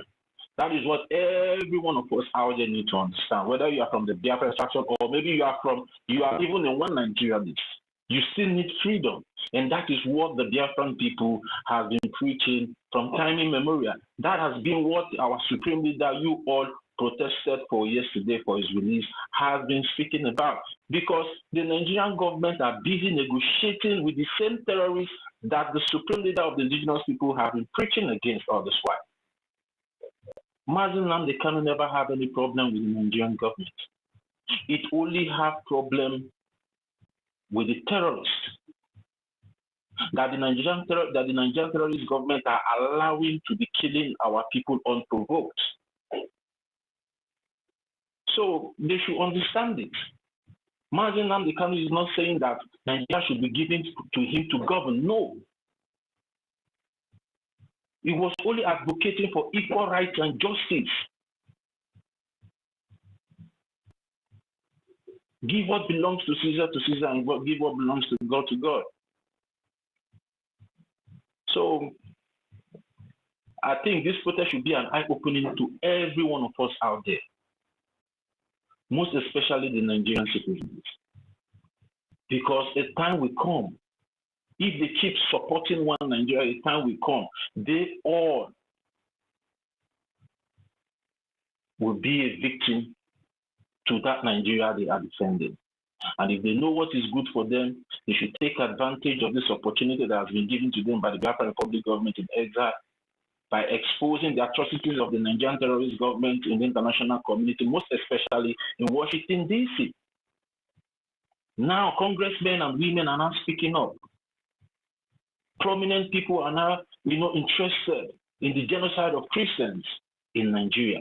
And it's an opportunity for them to key into this genocide of Christians in Nigeria. Let them key into it. If they are knowledgeable enough, they should key in, because they are the ones being killed. We all saw what happened in the NSAS protest 2020. Most of the Northerners, these Islamic jihadist terrorists, they opposed that protest. They even formed a counter-protest against that NSAS protest that took the lives of thousands and thousands of Nigerians on Lekki massacre.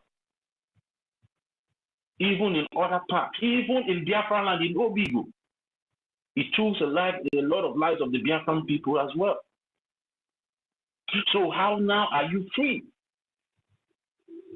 Because they are using their Nigerian terrorist military in uniform to kill with the Biafran people, now using the rat tag to kill you people over there. So nobody is safe. This is what we are saying. We are not against anybody. But we are saying that every one of you should come down from your high horse and see reasons why we are saying we don't want to continue to be in that contraction Nigeria. And for every one of you out there to key into this genocide of Christians in Nigeria and start taking it very seriously to bring down this demonic regime that has been taking your lives unprovoked on a daily basis.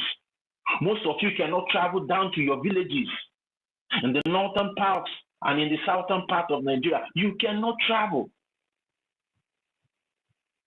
Some of you that can even travel can only go by flight. You cannot even travel by the road. Because these sponsored Islamic jihadist terrorists that is being sponsored by the Nigerian terrorist government are always on the road, on your highways, in your villages, in your towns, waiting for you to come so they will kidnap you. And at the end of the day, if you don't have money to pay the ransom that they are demanding, they will kill you. There is a particular Biafran sister that has been trending for days now on social media that was kidnapped, and they are demanding for 20 million. And they gave her till 5 p.m. Biafran time today that if the 12 million did not come to them, that they will kill her. I think she's from Delta State. And those our brothers and our sisters in the riverine area needs to wake up and start supporting the BDF. You cannot be complaining that they are killing you in your forests in those regions, but you are not doing anything to support, to mobilize the Biafran Defense Forces to be more active and proactive in your region. Because that particular side is now getting somehow cold. We need to wake up.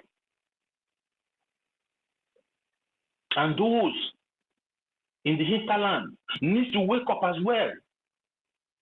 Because some of you are not relaxing so much because you have the Biafran Defense Forces more proactive and active in your region. Because these Fulanis are not coming into your forest to chase you away or to rape your women and your daughters. And you think, okay, everything is fine. No. Because if you stop funding the Biafran Defense Forces, these terrorists will return back to your forests. And this time it will be very brutal. So that is why we don't need to stop until Biafra is fully achieved by getting recognized internationally. And for us to take control of our sovereignty, nobody needs to stop at this particular point in time because we are getting relaxed so much. We are forgetting that this comfort that some of us are enjoying today in the hinterland, most especially in the hinterland Biafra land, is coming from the effort of the Biafran Defense Forces in keeping those places more secure and safe. Because we come out here on a daily basis preaching to you guys to start doing. We don't need to preach to you for you to do the needful for your safety. Because that's our sister now that is being held now. They are requesting for 20 million naira. But the money is nowhere. Now she's begging people to come and rescue her, and she did not bring that money. And it might be you tomorrow. Don't think that you are safe.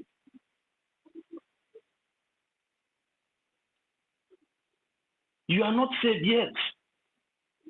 If Biafra is not fully achieved, you are not safe. Because it might be you tomorrow. What that our Biafran sister is passing through today in that forest with those kidnappers might be you tomorrow. That is why we all need to wake up. We all have come to agree that yes, the only solution now is Biafra, because there is nothing good that will come out from Nigeria. There is no pastor or no prophet or no or no imam that will prophesy and say, okay, that it will never, even God himself have rejected Nigeria, and God is just waiting for every one of you to do the needful by acting. By acting. Acting through your AJ and your AJMA to support what the Biafra Republic government in exile is doing in Washington, D.C. To support what the Biafran Defense Forces are doing over there in Biafra land. If you harass every one of you back home in Biafra land to be going from door to door to knock, maybe every two weeks you go door to door, you tax everybody in your villages, even though it is 500 a Jema, go and start taxing every one of them. It's for your security. And moreover, some of you in those used to pay security levy to this same government that cannot protect you. So why can't you organize yourselves in your villages, in your towns? Even though if it is every month, you say, okay, you call a village, the villager, because we have villagers in all these Biafran communities. We have villagers. You bring yourself together. Every month, if it is 1,000, you go door to door. That is the way the Nigerian terrorist government used to collect their own from you.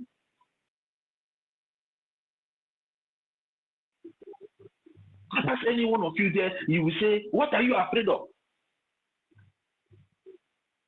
You are afraid to protect yourself. You are afraid to protect your loved ones. But the day these terrorists will come and knock on that your door, you will open that door by force. That time I will know if you will be afraid or maybe you will not be afraid. Because the day they will come and knock on that door, you will open that door. If you don't open it, you know what will happen. Now, just because the Biafran Republic government is a civil government, now you are feeling that, okay, nothing is happening. But if the Nigerian terrorist government come and collect those tax that they are not even using for your own interest, you will be too fast to give them that money, because you know if you don't give them that money, you know what will come to you.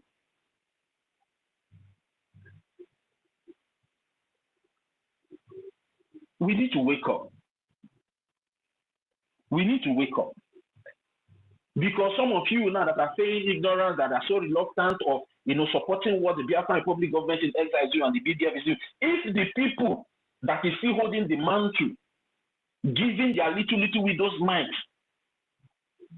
in making sure that that place now that you are so comfortable in Biafra land, if the people now that are still making those places secure stop giving, do you know what will be your situation? Do you know what will be your situation? Instead of you to encourage the people that are still fighting very hard in making sure that yes, the land of Biafra is still being under the control of the Biafran people. You are there. The word is enough for the wise. We all have already seen what is happening in Nigeria today. We all have seen what is happening in Nigeria. No Messiah is coming from anywhere to save you. Nobody is coming to save you in Nigeria. You need to get that into your thick skull. That you are moving freely today in Biafra land is the effort of the few that is still making it happen to sustain that momentum. Tutos, your hand is up. If you want to say something, you can unmute yourself. Sorry. Yeah, my co-host, I wanted to remind you that I've added extra 30 minutes and that your submission is like, make me continue, but time is not permitting me anymore. You know, I said I will give extra 2 hours, but I added extra 30 minutes. Yeah, if you don't mind. But I was enjoying the submission, but nature, nature is hitting me so hard. So if you don't mind, just Tutos, we understand. We will allow you to go if you can only just allow only that you can not be able to just go and relax. Because we have even said enough to our people, but I don't know what is wrong with them. For me, if it is for me, I will just say, please, the Biafran Defense Forces should just go for holiday for like 2 weeks. Let them see movies. Because sometimes our people, they always follow the hard way. They don't like, when you come to pet them, they will become so relaxed and start even asking you, you put rice and stew. Why is the ororo not enough? They will not even appreciate that they already even have rice and stew that you are giving to them. They will be asking you, why is the ororo not enough in that stew? That is, I don't know how our people are being built. I know all these things are coming from the way the Nigerian terrorist governments have, structured their mind, but they need to emancipate themselves, and that is what we have been doing here, to talk sense into their head and emancipate them from that mental slavery. That the life they are living here today is not the life they are supposed to live. That is not the life that God has prepared for them. That is not the life God has prepared for them. They deserve better. They deserve more. Today, everybody wants to jackpot. Everybody wants to jackpot. If the place that you are jackpot into, people fought. People laid down their lives for that place to be better. People died. People bled. Their histories are all over the places. Go to their libraries. Go to their museums. You will see their history. They died to make their place better. They paid the ultimate price for their land to be better. So why can't you pay that same price? And some of us sometimes we come, not the problem. And that is not your problem. They are not your problem.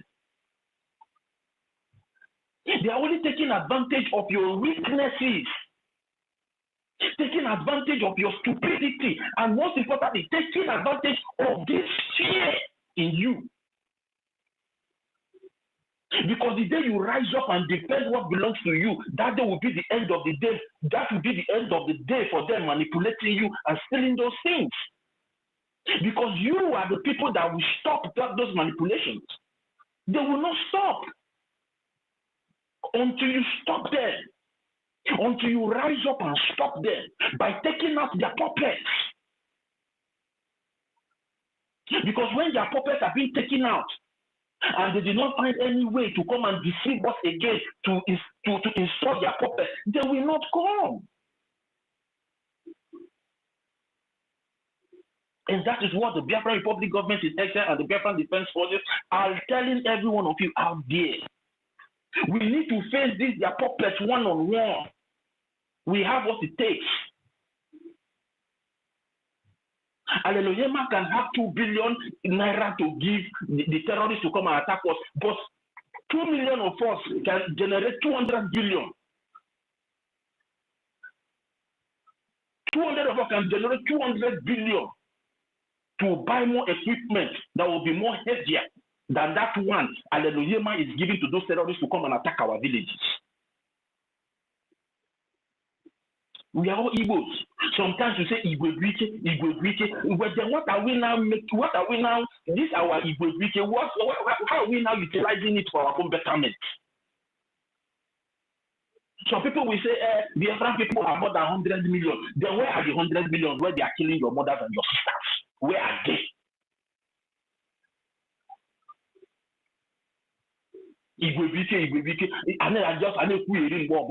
Everybody is just talking, not doing anything. And the few that are still fighting, you cannot come and support them. You are still listening to P2B, the London boy. Where is P2B? P2B heard that yes, there will be a protest for a supreme leader.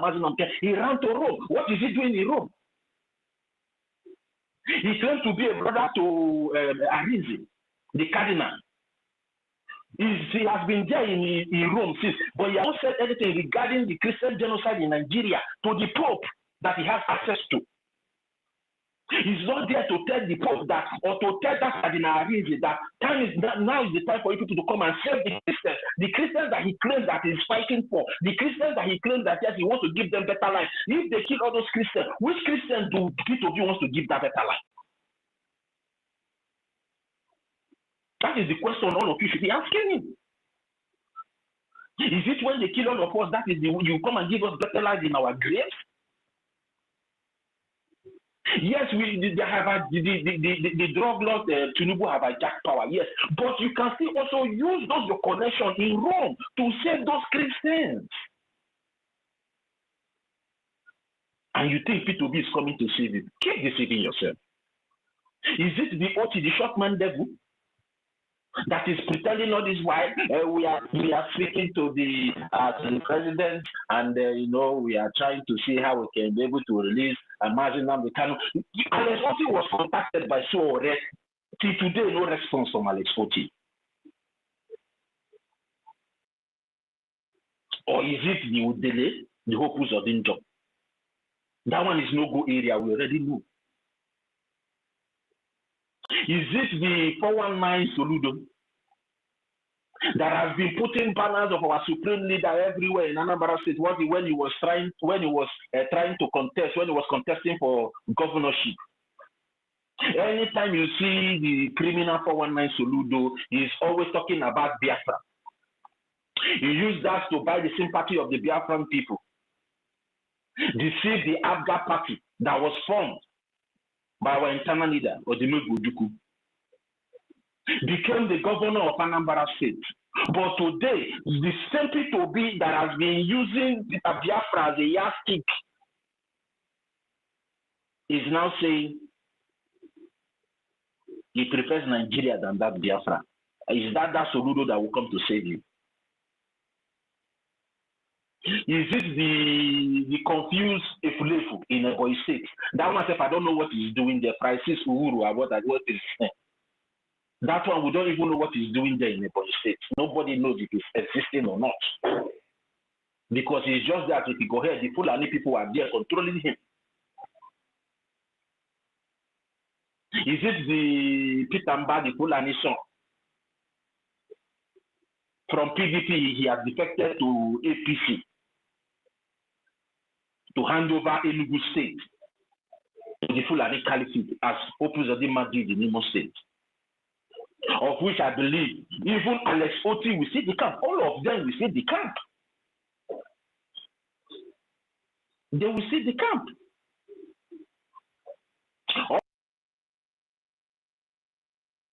PDL Lebanon governors today, to become senators today, to become House of Representative members today, all of them have the camp. and you think that maybe there's a P2B will do anything for you. They have all decamped to APC, all of them. And you don't want to wake up and smell the coffee. They are regrouping to come heavily on every one of you out there.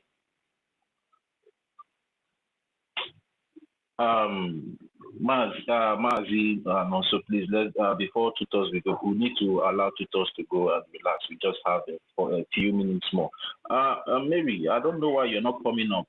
I've been bringing you up. It's like the network is dealing with you. Don't give Mary Michael big one. Hey, Mazi, so you can go. Even Mary is not even coming up. I'm trying to bring him up. There's no problem.